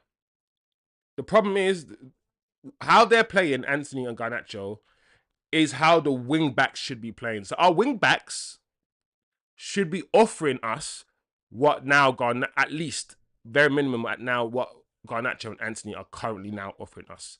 But our wing backs weren't doing that. So what we're seeing now, we're like, oh, we're playing better because we have wide players who are attacking, and that's what our wing backs should be. So imagine having attacking wing backs and then world class number 10s. Imagine having a Cunha and an Ahmad in a number 10 role with two great wing backs who can attack, who can do a little step over, who can drop a shoulder and then put a cross in. That's what we need. The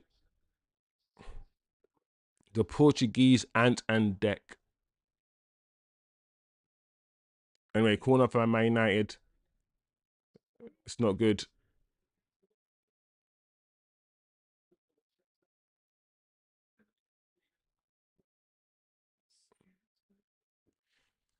Eight minutes added on.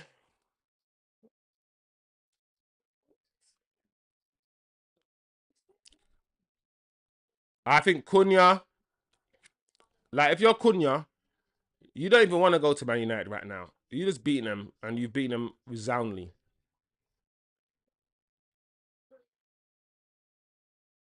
You know what's annoying is when I heard, that my guy, what's his name?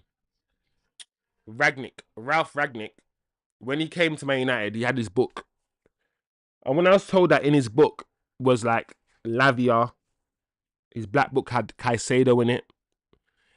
A lot of the Cunha, his black book, had ballers in it. And we rejected him. We rejected his ideas.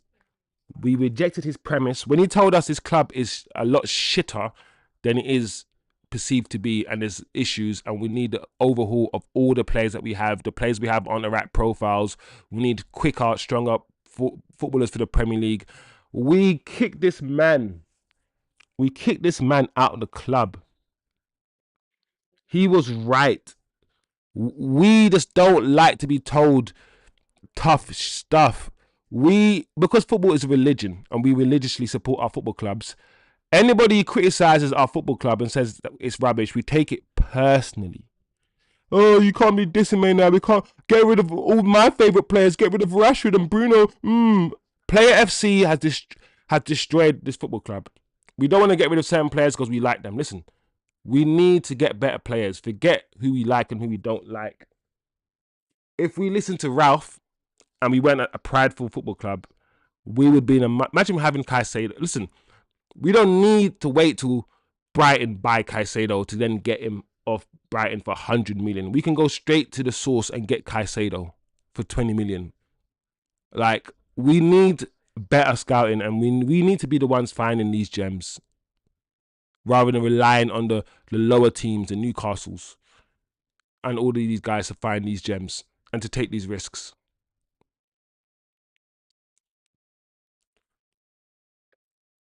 And now we're in a position where we've got all of these Ten Hag players that he spent 600 million on, and a lot of these Ten Hag ballers are just not good enough to play in this system.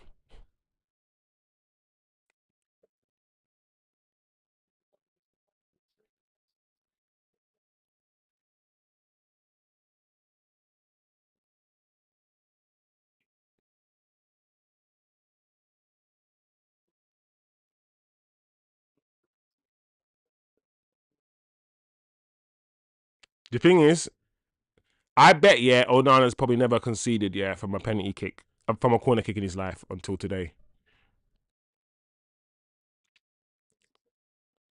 And like, I bet Bayunde, I think Bayunde conceded from the corner as well, didn't he? I bet he's never conceded from a corner in his life. Like, there's something, I don't even feel like our goalkeepers are extra rubbish. Like, there are certain things in Onana's game, that I feel like he needs to improve for sure. His short kicking is okay. His long kick is not that great. And he's not quick. He's not a very quick diver. But then again, I could say De Gea is not good. De Gea's never been good in corners. De Gea's never been good. De Gea winning the ball from corners, collecting the ball. De Gea's not good getting down low either because he's quite tall. So De Gea, as we all know, uses his feet a lot, right? De Gea loses his feet a lot. to save shots. So every goalkeeper has their weaknesses. De Gea had loads of weaknesses, loads. He couldn't really kick De Gea. He couldn't. So what I want people to understand is that every goalkeeper have their weaknesses. Every goalkeeper. Like Alisson is probably the most well-rounded goalkeeper in the league, but even Alisson has his weaknesses. Oh, Nana has weaknesses too.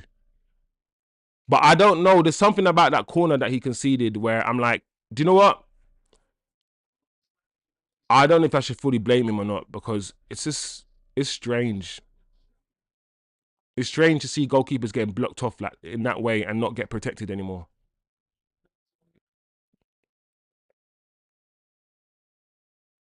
Look at look at Cunha, man. Cunha is by far the best player on the pitch today. When Cunha plays, when I'm watching him, he just looks like he's in full control of what he's doing.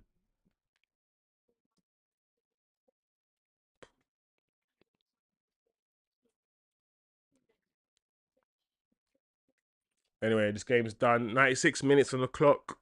2 minutes left for added time.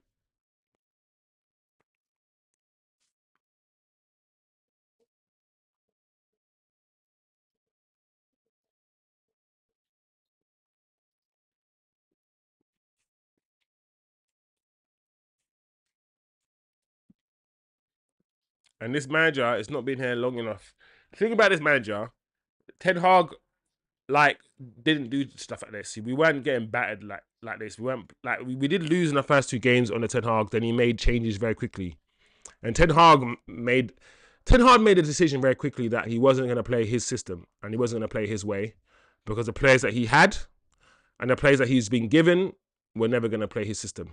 So he decided to change the way that he played a little bit for the players he had. Every time Ten Hag tried to implement his system, we get beaten. Beginning of the first season, we got beaten twice. Then he gave up.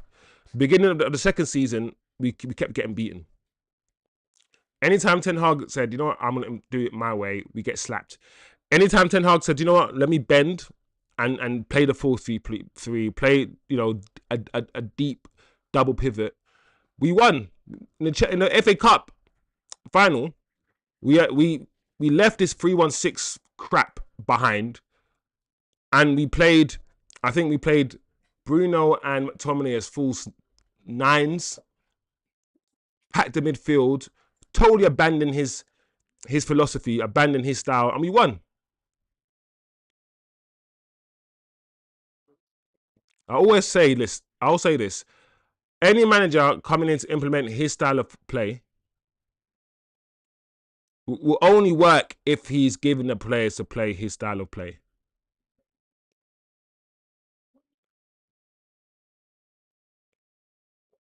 2-0. Game, set, and match. Why isn't Cunha celebrating? Cunha doesn't look happy that he's the best player on the pitch and that he's beating Man United 2-0. Like, he don't look happy about doing it. He's destroying his future club. That's probably why. Look, why is he not smiling? This guy is sad. Cunha looks sad to have flipping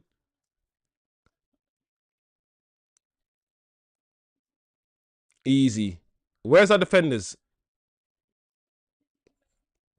He looks off. Was that ball passed forward? Because he looked off.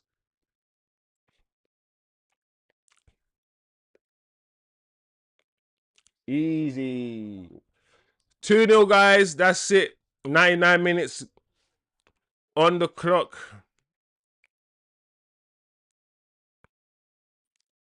I had a feeling Wolves are going to win. I did say that at the beginning of the match, and Wolves have won. This is our second defeat on the bounce. I wasn't going to say third defeat on the bounce, but I think the Man City game came after the Tottenham game, I believe. Listen, my memory's not that great. So another loss. Cunha, great game. United fans constantly talking about Cunha. We've been linked to Cunha. All summer we were linked to Cunha. And that's it. Game, set, match.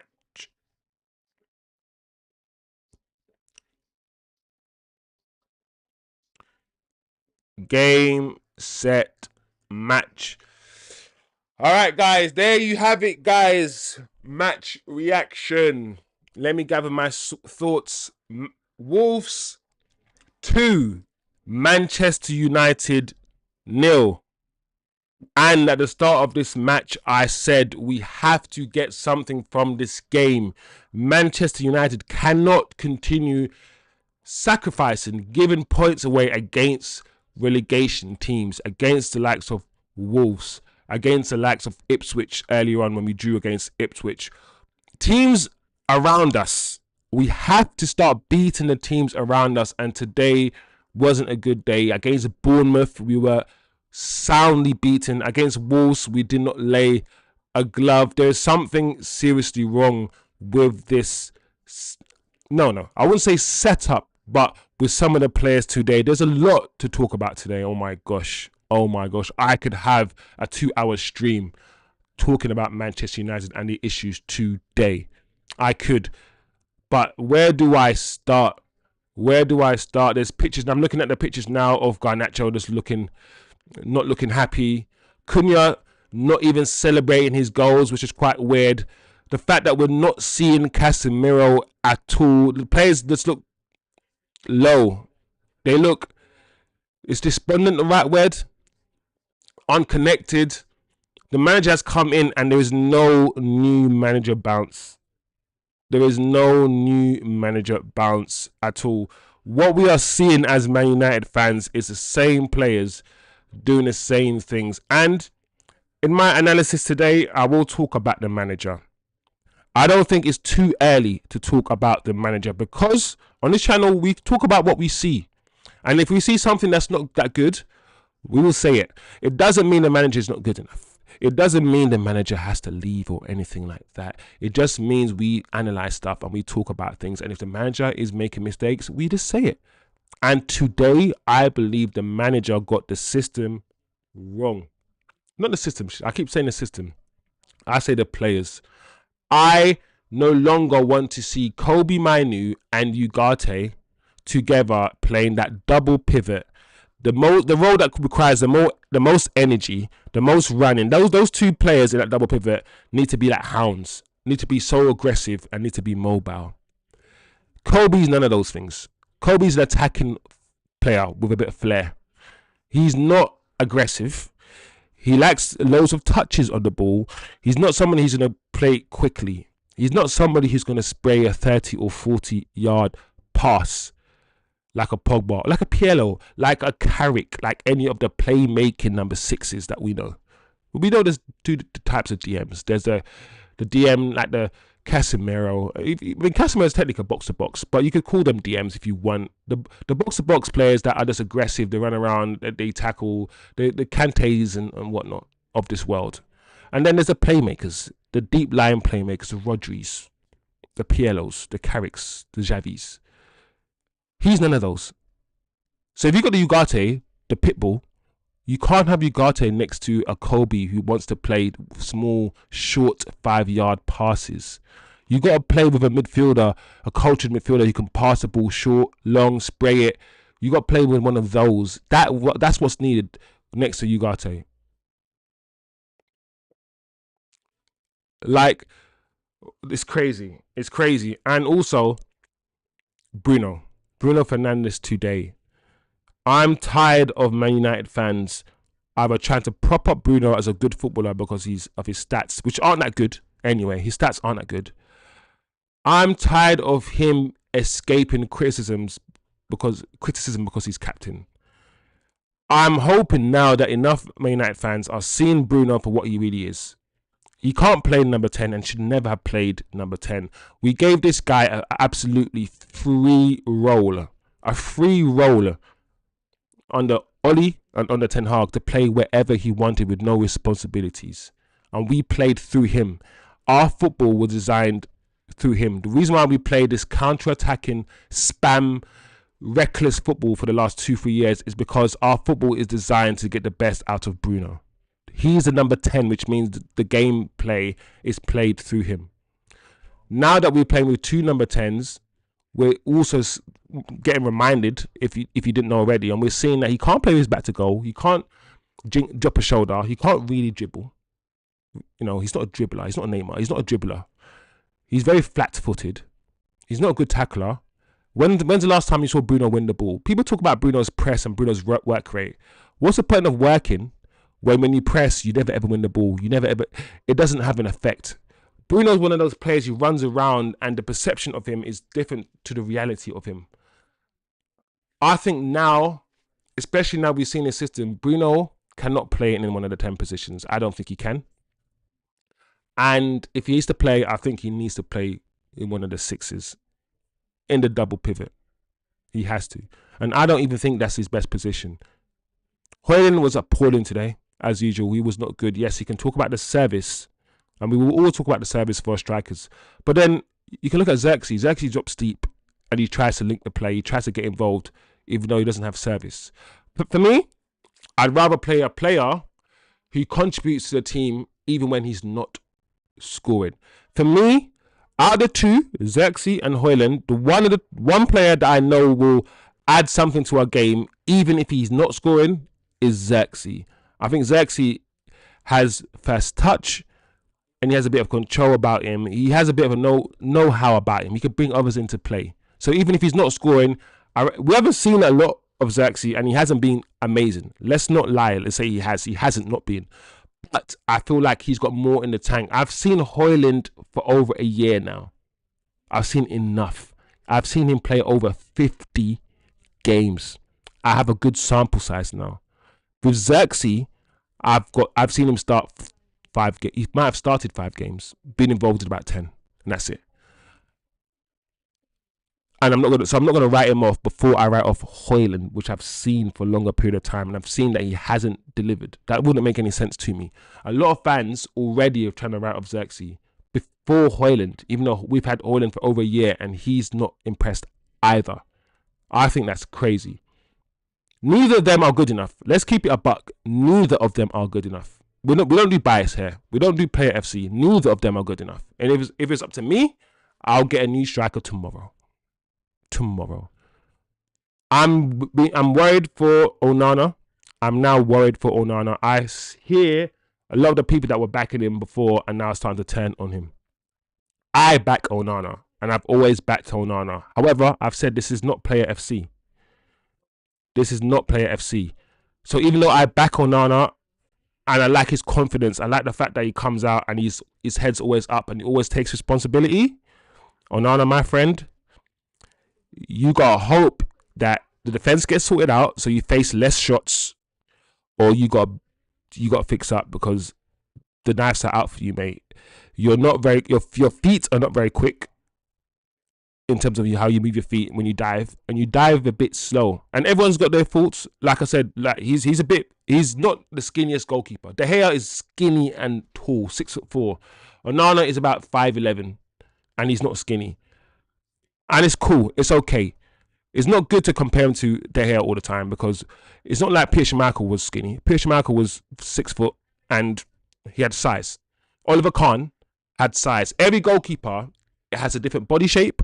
Every goalkeeper is different. Like I said, De Gea used his feet to save a lot of shots because he's tall and he couldn't get down. So he used his feet. He used his feet to save. And that's why a lot of times, if you want to beat De Gea, a lot of De Gea's mistakes came from low shots that went underneath his arm. Low shots that went between his feet and his arm, because he couldn't get down enough. He conceded a lot of goals that way, and that's why we got rid of him. So let's not do this revising thing with De Gea. But Onana, back to Onana, I think he needs to be careful, because I can see in the long run, long term, I can see how he might not be the goalkeeper for us. I still have hopes for him, but I don't know.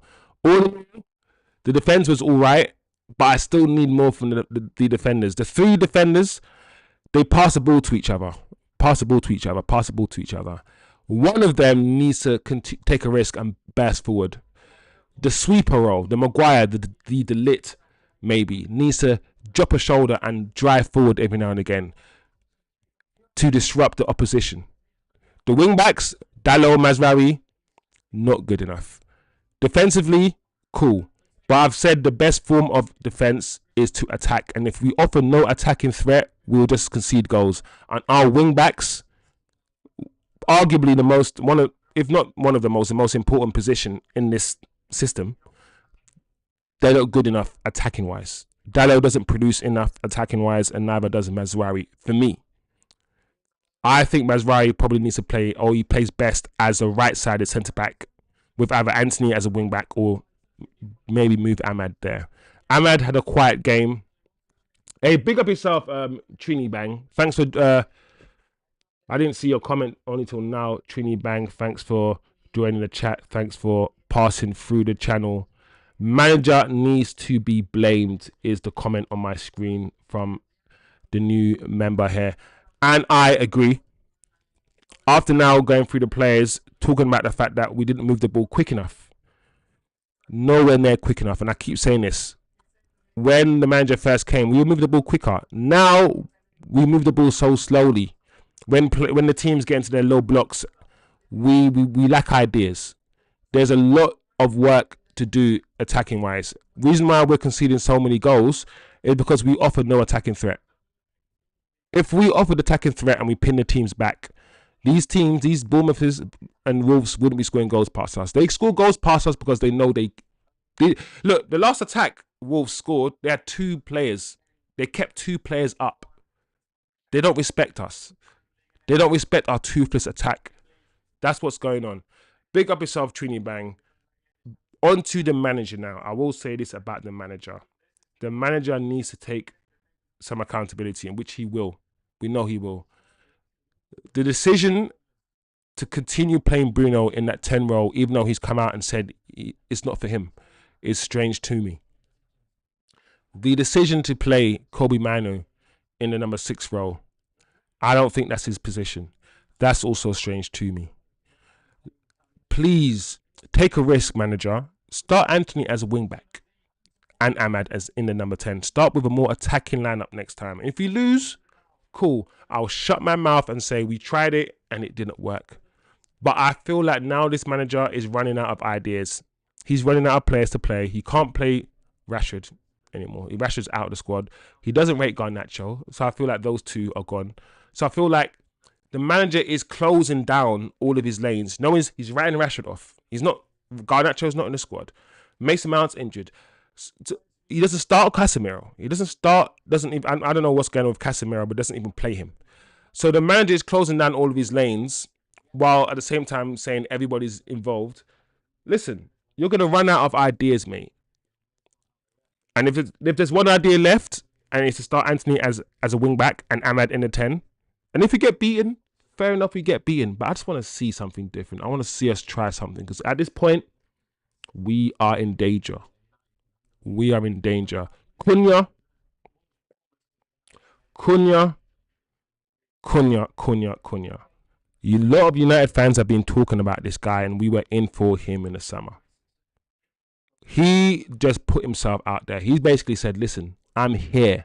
Come and get me. This performance today by Cunha showed why we need him. Imagine Cunha playing in that left 10 position, Ahmad in the right 10 position, with, I don't know, a Rory Delap.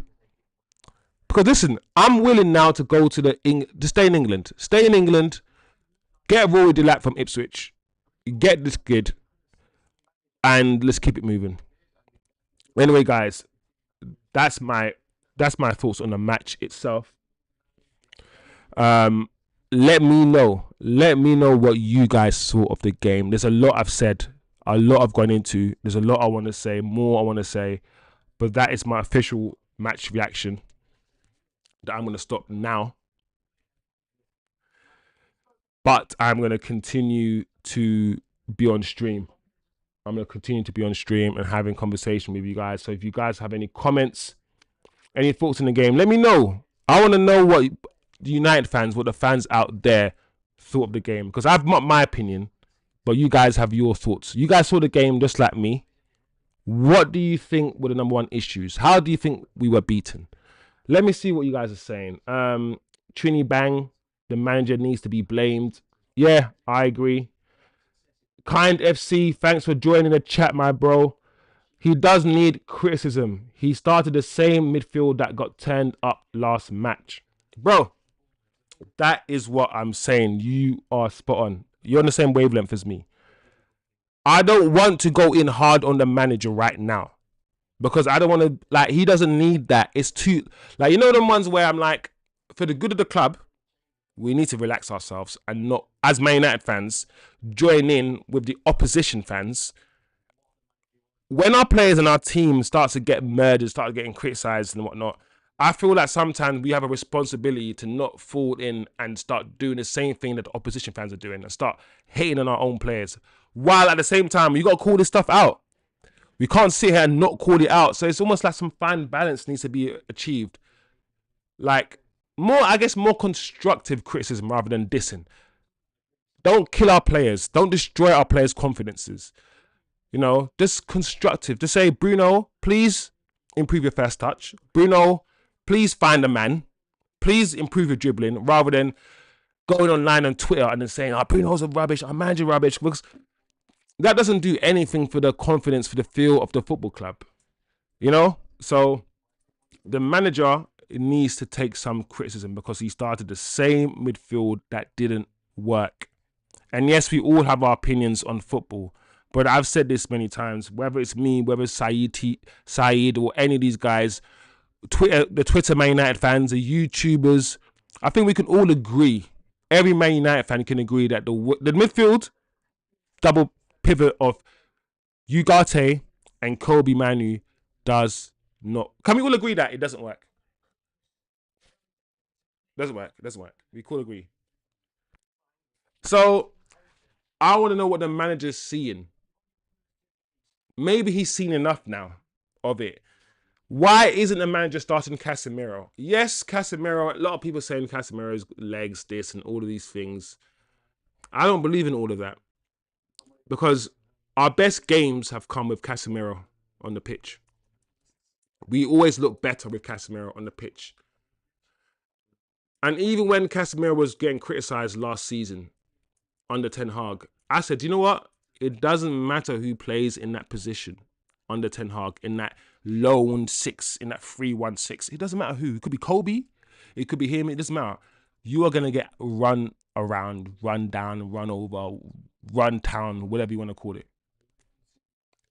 That's why when Ten Hag returned to the double pivot towards the end of the season, FA Cup and all that stuff, we played much better.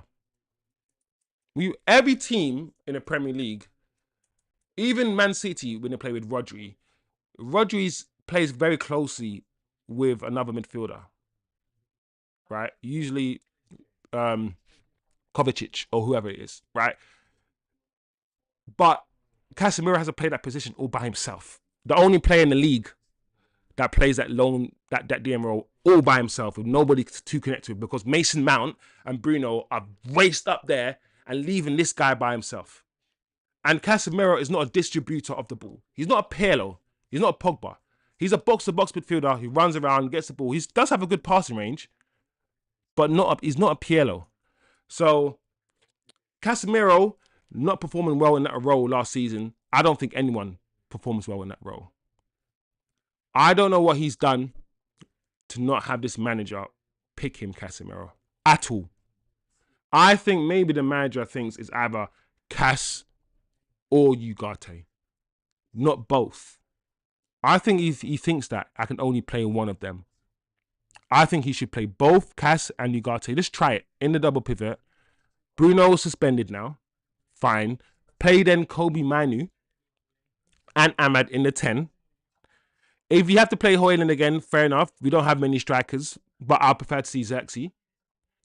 And then play Antony as wing back, Mazraoui as right centre back.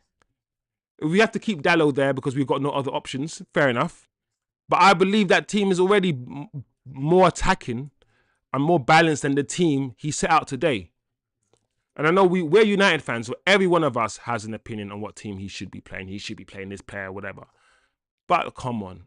Kobe's wasted.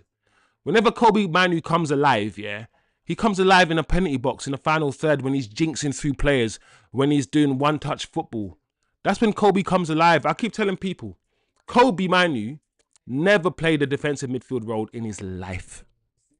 When Kobe was in a youth team, guys, Do you know what position he played? He played in attacking positions.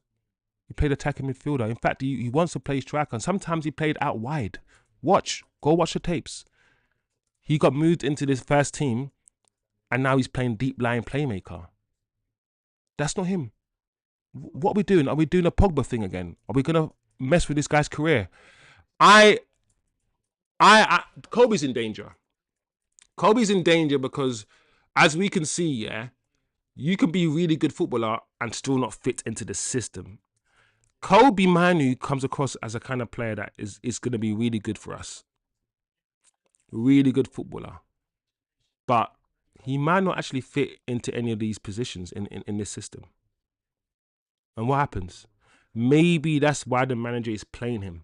Maybe he's like, listen, I got to fit this guy in somewhere because this guy's the future of the club. But what if he doesn't? Listen, I'm not going to lie, guys. I'm not emotional. I know a lot of United fans would rather us lose but play academy graduates because of some emotional academy. We have to keep bringing academy through. Listen, if Kobe succeeds at this club, he succeeds. If he doesn't, he doesn't. I'm no longer gonna have this emotional attachment. I need to see youth. I need to see Manchester born and bred. I need to see academy lads come through. I need. Listen, just win. Just win. Don't ask the manager to win, but have 100 caveats. You have to win, but you have to have an academy graduate. You have to win, but you can't drop Bruno. Like, that's how a lot of us are behaving. I'm learning to just cease all emotional attachment to these flipping players. I'm trying to learn to, yes, I like ball. I like ballers, and I'm always gonna like the ballers in the squad. But I'm gonna try to stop emotional attachment. When you get some sort of emotional attachment, you don't think clearly. And on this channel, we've got to try to be objective as possible. The manager's got a lot of work to do. Anyway, before I go, let's read some of your comments. A kind FC, big up yourself, bro. Thanks for passing through, man. I want to hear what you're saying. Cas and Ugarte did well under Rude. I'm not sure why he abandoned that. Maybe he feels he doesn't have the wing backs to counterbalance such a defensive pivot. Good point, bro. That's a good point. I like that. Let me try to think about that for a second. I don't know. You're asking a good question. We should get this manager, get Amorim and ask him. Because a lot of fans, not just you, bro. Me, I'm the same. I'm like, hold on a second. Rude, after Ten Hag got found out and told to go suck his mum and told to fuck off, Rude came in and said, okay, CASEMIRO, Ugarte, double pivot, shore up the ting. Shore up the ting, yeah? Cool, they did that and it was good. He saw that. Our new manager must have seen that. And in fact, I think he started with CASEMIRO and Ugarte, the first match, the Ipswich game, I think. Or was it CASEMIRO and Bruno? And I think CASEMIRO didn't have a great game. And since that game, we haven't seen CASEMIRO start really in the Premier League since that. And I don't know why he doesn't start CASEMIRO Ugarte double pivot. I believe he thinks, yeah, it's either CASEMIRO or Ugarte. I believe this manager's got in his head that he can't play them both. I believe this manager in his head has profiled them the same. So is Bruno with Ugarte or Bruno with CASEMIRO or Kobe? That's what I think. I disagree. I agree with you, my bro. But I think the manager's done that. I don't know. I've got no other explanation. Why haven't we not seen that pairing again? Because if we have that pairing, that does two defensively minded footballers that are just clearing up the ball, tackling, kicking people, just bullying people off the park, it means, as I think you alluded to, we might not need too much defensive cover on the wing-back role, which means hopefully we can play more attacking players in the wing-back positions. I don't know, man, but I'm with you. Like, we need to see that. I think my camera is frozen, but hopefully you can still see me. No, it's not frozen.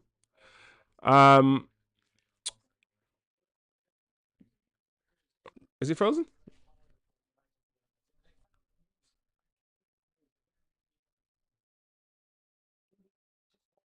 Yeah, I don't know. Do I look frozen? Do I not look frozen?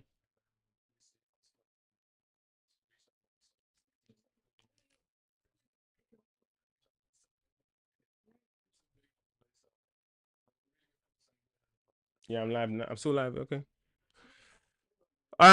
Anyway, Turkish, what do you think about the run of games up to end of January? Newcastle, Liverpool, and Arsenal are next three games, plus Southampton, Brighton, and Rangers before end of Jan. Bro, listen. The thing is, yeah, I'm gonna ask Man United fans this question as well. Like, this is how we're playing. Yeah, let's say this is our baseline. Let's say this is our baseline now. If we play better than this, we are happy. But this seems to be how the players are now playing. We have played Wolves. I know Bournemouth are not relegation fodder, really, but we played Wolves and Ipswich. We've got 1 point, from those games. We've lost against Arsenal. Yes, we beat Man City, but everybody's beating Man City. We lost against Tottenham, lost against Liverpool. So apart from the Man City game, which is an outlier, we're not beating the teams around us. Yeah. We're not beating the top teams. And we're not beating Aston Villa and Newcastle. And we're not beating Wolves relegation teams in Ipswich. We're not. So I don't want to scare Man United fans, yeah? But the point I'm trying to make is this. Where do we now, if this is our baseline, and we played slightly better than this before, but this is our baseline. Where do we think we are going to get the points now? Where do we think we're going to get points? We're probably going to win our home, hopefully, fingers crossed, win a lot of our home matches. But real talk, I'm not trying to say we're going to get relegated, but that's crazy talk. But this form that we're on and the way we're playing, we're not even playing as good as Ipswich and Wolves, and they're relegation teams. That's the point I'm trying to make. I want us to understand where we are. It's insane. It's crazy. Anyway, Amorim is now doing an interview. Let me listen to what this guy is saying on his interview. Because one thing about Amorim, he's an honest. Well, I think he's as honest as he can be, and he's very emotional. And I don't know. This is the kind of job, that you turn grey very quickly. Your hair turns grey quick. You go bald quick. Like I can always tell. I can always tell Amorim is feeling it. Amorim, yeah. Oh man,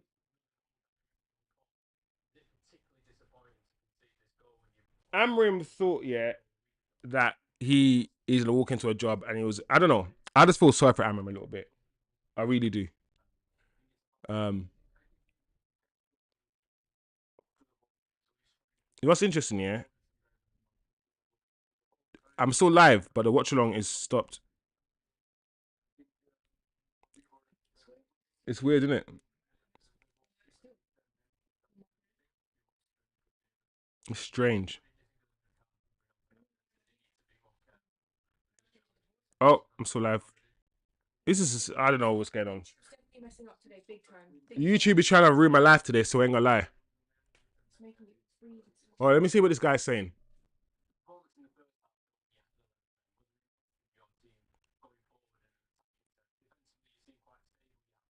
Yeah, the problem with United, defensively we look okay until individual errors kick in, until the bozo gene kicks in with some of these players.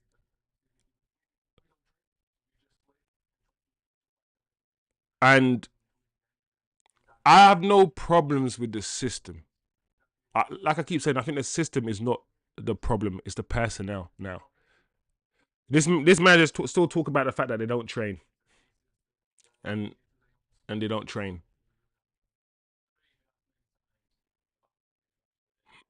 Once again, he's going to be asked about Marcus Rashford.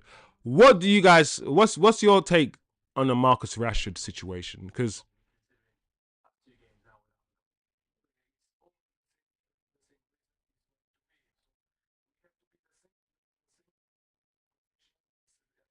he's giving the same answer with regards to Rashford. saying, listen, the same idea, he's going to keep doing the same ideas. The same reason why he's not playing is the same reason why he hasn't been playing.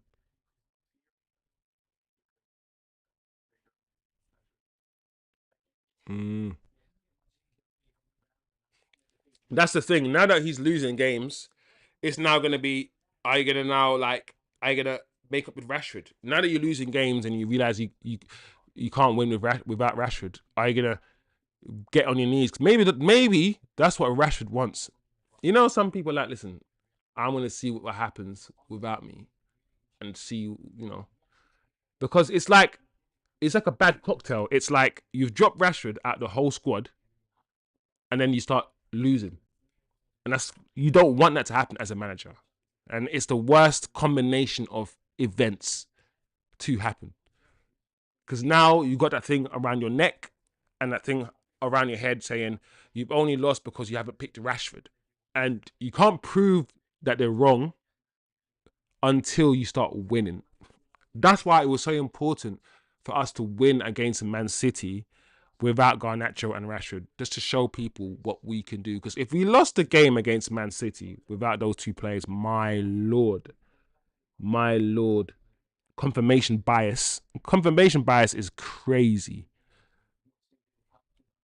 Um, Yo, big up Kind FC. Big up. Need to go back to work. Is this at work? I can't even see. Need to go back to work. I'm subscribed to you now. Yo, big up yourself, my bro. Thanks for that, man. It's Boxing Day, man. Tell your manager to give you a day off, man. What is this? It's Boxing Day, man. Like, nah, man. Nah, man. Sign up for the day, man. What is this? Nah, I'm not having it. Let me write your manager a letter. Nah, I'm joking. Nah, big up yourself, my bro. Like, I'll be here in the next game to talk about the next game. So, yeah, man. Let's keep building this channel, man. Let's keep talking ball, man. Let's keep doing this, car. I ain't gonna lie, it's negative, man. It's sad. But I'm gonna try to be optimistic, man. I'm gonna try to be level headed as much as possible. I ain't gonna do no Saeed TV cry and rant when we lose in my analysis. But everyone's different, man. Everyone's different. But yeah, there needs to be changes. Like, I don't know what Ineos are planning in January, but I believe if we don't sign the players in January, we are going to finish in the bottom half of the table. Remember that Chosen Wisdom said this on Chosen Wisdom Football, wearing a silly, ridiculous, colourful hat, head wrap, whatever you want to call this, bonnet, because my looks, man's got flowing locks, man's got blonde locks like Targaryen. No, I'm joking, I don't. Dumb. Targaryen looks. But nah, if we don't sign anybody in January, because it's the attacking players we need. We need attack. We need attack. We got nobody in attack. It's Ahmad and Inshallah. That's all it is. It's Ahmad and pray. Ahmad and pray. That's all we got. And if Ahmad doesn't play well, and Ahmad has been marked out the game, Ahmad is now seeing, yeah, how difficult it is to play in the attacking role. Because when Ahmad is playing wing back and he has loads of space, he's good. He's cool. But now that he's playing the number 10 role in tight pockets between the lines, yeah, Ahmad, you're seeing this is different. You're getting muscled, you're getting bullied, you're getting pushed, hand in your back. It's a different role. You don't have the space and time. You're playing with your back to goal, and you're only 5 foot nothing. So Ahmad's getting baptized. This is what you call a baptism of bomber clout fire for Ahmad in that position against these big 6 foot defenders. Facing these guys, one thing. With your back to them, it's different. That's another reason why I said, listen. Say what you want, but get me Antony. Sorry, get me Tony.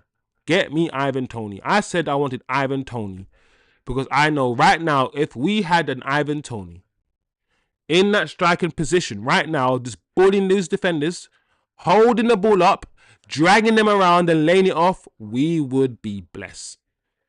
None of these idiotic teams wanted to buy and take a risk on Ivan Tony. Now he's gone abroad.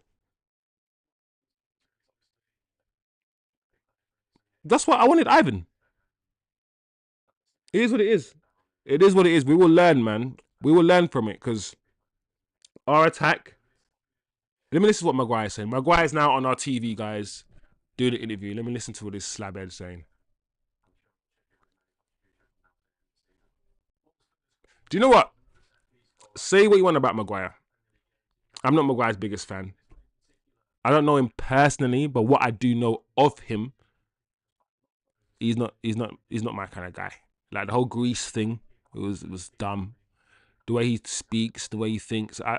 From what I know of him, I don't know him personally. He's not my kind of guy. However, I will say this about Maguire: since he got the captaincy stripped from him, he didn't really throw too much of a fit.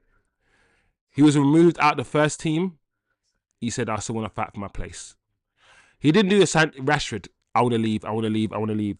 Every moment, yeah. Every time this guy's getting punched in his face, yeah, by the Ten Hag or the Man United or whoever, he's responding by saying, "I'm still gonna fight. I'm still gonna fight for my place." Right. So, regardless of anything else, you gotta respect just that. I don't have to listen. Forget agendas. I told you I'm not like. I've told you what I don't like about this guy, and I don't actually like this guy. But I can still say, listen, I like that about this guy. Yes, a little bit annoying that we couldn't get rid of him when we wanted to, because he dug his heels in.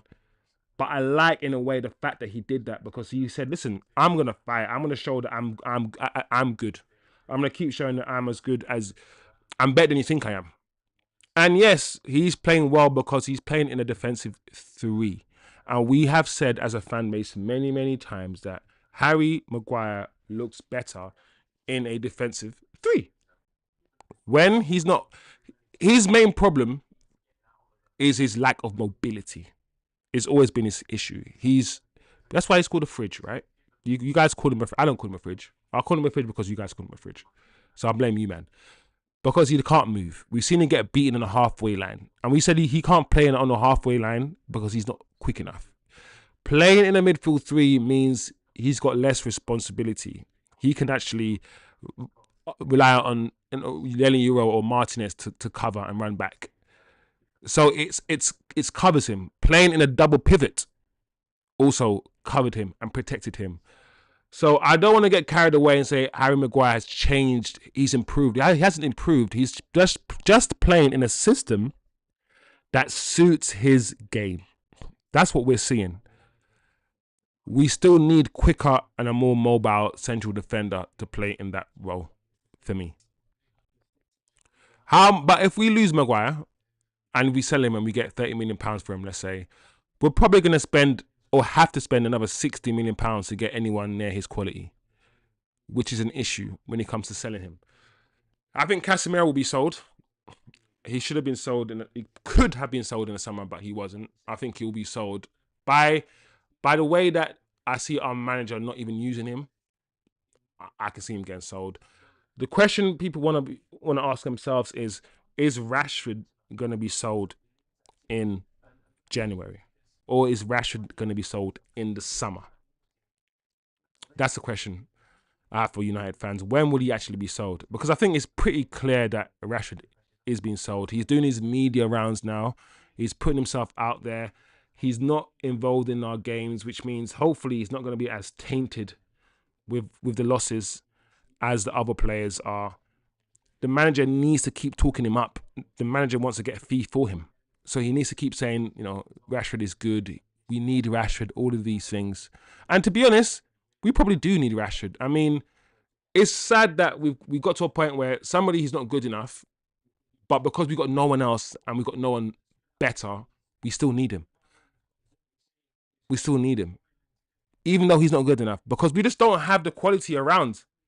When we were losing 3-0 against Bournemouth, and I saw that we were bringing on Hojlund and Garnacho to change. When we were losing 1-0 against Bournemouth, and I saw that we were putting on Hojlund and Garnacho. We were putting those players on to change the game. Those two. That's when I thought, wow. Yes, in the summer we got defenders. In the summer we got Lenny Euro. We got Ligt. We got Mazraoui. We got these defenders. However, we didn't get any attackers in. And not only did we not get any attackers in, we sold arguably our best attacker in Sancho. Someone who can keep the ball, someone who can pass the ball, someone who can shoot, a actually good footballer. We sold him and gassed up Garnacho. And now that we've gone from playing the kick and run football that Sancho couldn't play, Sancho can't play kick and run football like Garnacho can. Play pace and power football. He has to play a technical game, right? So we've gone from that kick and run football that Ten Hag tried to implement, hence why Ten Hag tried to put through all these untechnical players. The players like Garnacho and Hojlund that are just, for me, mostly pace and power. He tried to flood our team with those sort of footballers. And now that we want to play a more technical game, we now ruin the point or ruin the fact that we sold Sancho. Sancho, who would have done, for me, he would have been nice in that number 10 role. Jadon Sancho, whatever you want to think about Jadon Sancho, in this system, in that number 10 role, next to Ahmad, playing little give and goals and playing fluid football with a striker like, I don't know, an Ivan Toney or something. I don't know, guys. I'm telling you, yeah, that would have been, I think, yeah, the fact that we sold Sancho and the release clause is like 20 million or 25 million for Chelsea, and we're dying.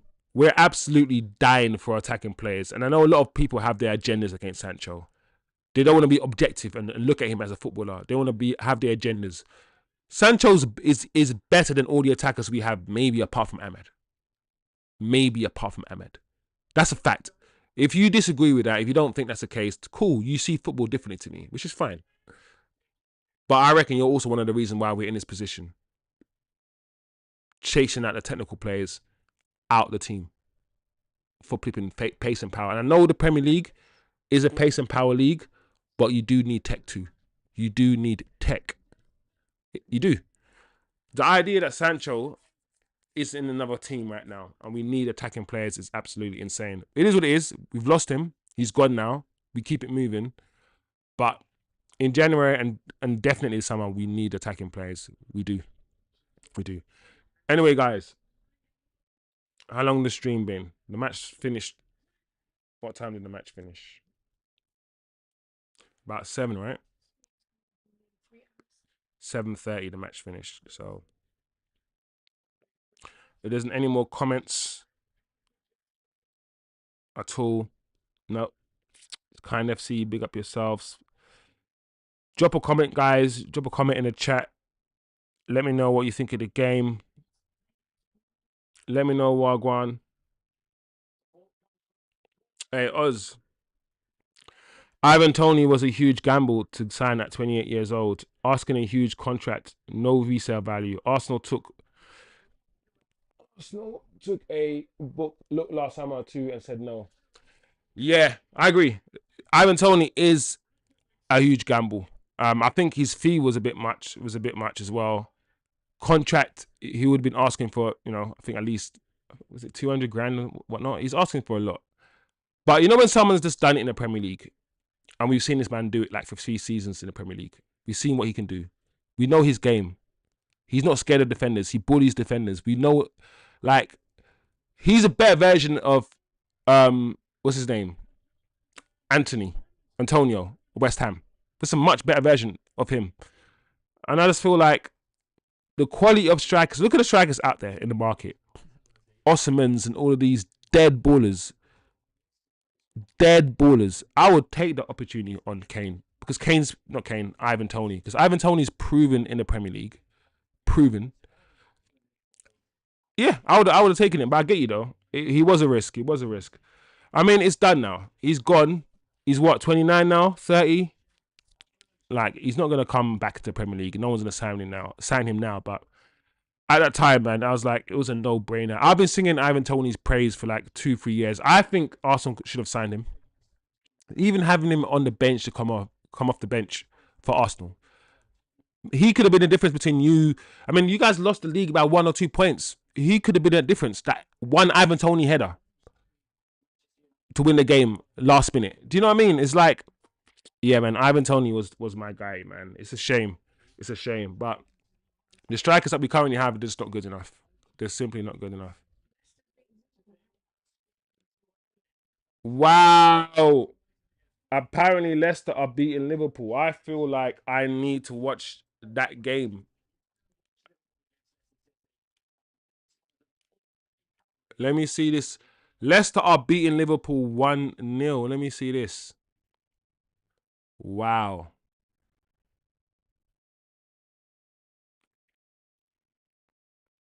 That's crazy. What time was the kickoff anyway? Oh, so it's literally just kicked off.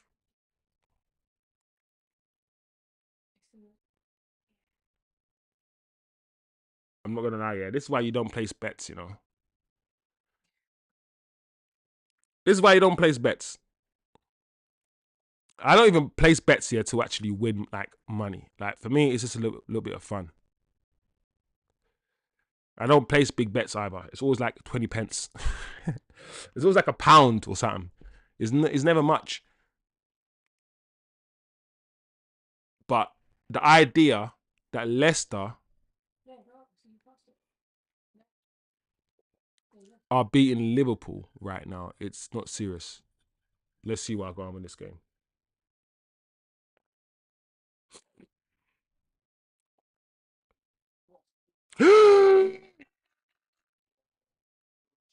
No way! Wow, how are these guys playing football like this? All right, you guys. If I'm assuming you might not watching the Liverpool game anyway. This is insane. I just changed the channel and my eyes had to they have to readjust this because this is foggy as hell. Yeah, this is crazy. I don't know if I should do watch along for this. I don't think I will. I don't think I will. But anyway, guys, if there's no other comments, drop your comment now or forever hold your peace. Or I will see you, man, next stream, which I think will be Sunday, I believe.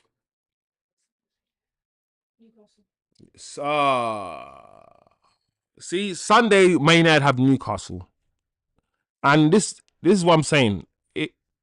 Where are we picking up points? As Man United fans, seeing the way that we now play football, where are we picking up these so-called points now? Because we got Newcastle next. And none of these teams were playing. Right, Newcastle Monday evening. And none of these teams are going to give us wins. Yeah, this is actually quite scary. And Liverpool right now, 15 minutes on the clock. Yeah, this match ain't going to end 1-0. Liverpool are going to put it on Ipswich. I reckon it's going to be like a 3-1 to Liverpool by the end of the game. Like, yeah, it's not going to last long. Anyway, guys, it's been absolutely lovely. I might do this more often. I probably will do this more often. I will go live for the match, of course, 10 minutes, 15 minutes before the match. Do my match reaction, try to gather my thoughts, and then stay on stream for a little bit and just interact with the chat if there's anybody wants to interact in this event, because today's not a good day. Today's the day that Man United lost, and I think United fans in a whole, as a whole, we're just, there's no hope. That's the thing. There's there's nothing to cling on to. You know when it's like there's no cheat code left. You just have to face the music now. That's how I feel. I feel like Ten Hag gave us cheat codes. Ten Hag gave us Carling Cups, FA Cups. Ten Hag bent to the players' will. He changed his system to suit the players. All these little cheat codes. And now it's like, no. We can't keep bent, like covering the cracks anymore. We now have to face the wall, have to face the music and deal with these things now head on. And it's dirty and it's ugly. And we're finding things out that we didn't know about certain and all these things. That's what I feel like's happening. I feel like rather than painting over the mold, we've ripped the paint and ripped the wall and we just seen the mold and we're like, listen, we're gonna have to spend 10 grand to fix this. We can't keep painting over it. That's why I feel like it's happening right now, and it's very unpleasant because we're now looking in the mirror. Yeah. It's crazy. That's how I feel that we are. And there's a lot of people who either didn't understand where we were, didn't believe where we were, maybe even blame the previous manager too much. But then that's not our fault. I'll tell you why it's not our fault. And let me explain why it's not our fault. It's not our fault that the media and Man United push these players like they're the world beaters to us. It's like if you were honest from the get-go and you were like, these players are not that good, blah, blah, blah, I wouldn't mind. But it's the fact that hojlund, Garnacho, and Kobe Manu and all these guys are being promoted by Man United media as the Holy Trinity, as the next coming, and all of these things. It's gassed us up as a fan base. So it's like the reason why a lot of us are not ready to see the mirror is because we were told that the mirror was beautiful, or we were lied to by the machine. Because Man United as a unit, as a machine, have to still have that loyal fan base, has to still capture the fans' hearts, our love. That's why they get you, right? It's not objective. It's just religion. So they have to sell you all these things. And the players that they're selling us, they've never been good enough. And now we're seeing this. We don't know how to readjust our thinking about some players. We've been thinking these players are amazing. And some of our favourite players, our garnachos, whatnot, they look absolutely crap. And some people are just like, they don't know how to feel.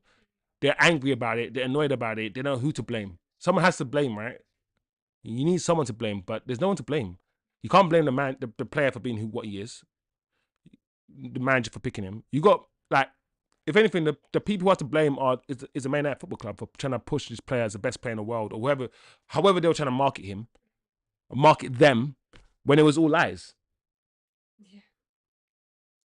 It is what it is. Oz, what are you saying? Love the matches on Prime because you can mute commentary and just have crowd noise. Hey, so do you prefer just the crowd noises? Because I remember watching football in the pandemic and everybody that I know was saying, oh, I hate the fact you can't hear the crowd and whatnot. And I was like, I get why the crowd is needed if I'm watching WWE for all the chants and all the stuff. But if I'm watching football and it's all about football, I don't actually mind watching football without the distraction of the stupid commentary and just having the crowd noises. Because often I'm disagreeing with 99% of what the commentator is saying. Often. And it just gets me, it just annoys me. So I actually, in some ways, preferred, no commentary and just the crowd noises or whatever. Because sometimes I'm listening to these commentators and all I'm hearing is bias. I'm seeing Bruno have a shit game, and then the commentator is like, Bruno's had a good game today. And I'm like, what are you, do you not watching the game, my bro? You just repeat. You know Bruno is safe. To say Bruno is good is a safe thing to say, because the majority of people think it's all about conforming. Nobody's willing to say anything unless the majority of people say it first. And once there's a consensus, then you can comfortably start saying it. Me, I don't care. I could be the only person saying that Bruno is shit. I will say it. It doesn't matter. I'm seeing my eyes. I can see with my eyes. Oh my Lord. Leicester, that should have been 2-0. The pass was there. It should have been 2. Oh, I don't even want Liverpool to win because I don't want Arsenal to win the league. But I don't want Liverpool to win. See, as a Man United fan, especially living in London, you don't want Liverpool to win the league because Liverpool are the number one ops. Liverpool will always be the number one ops.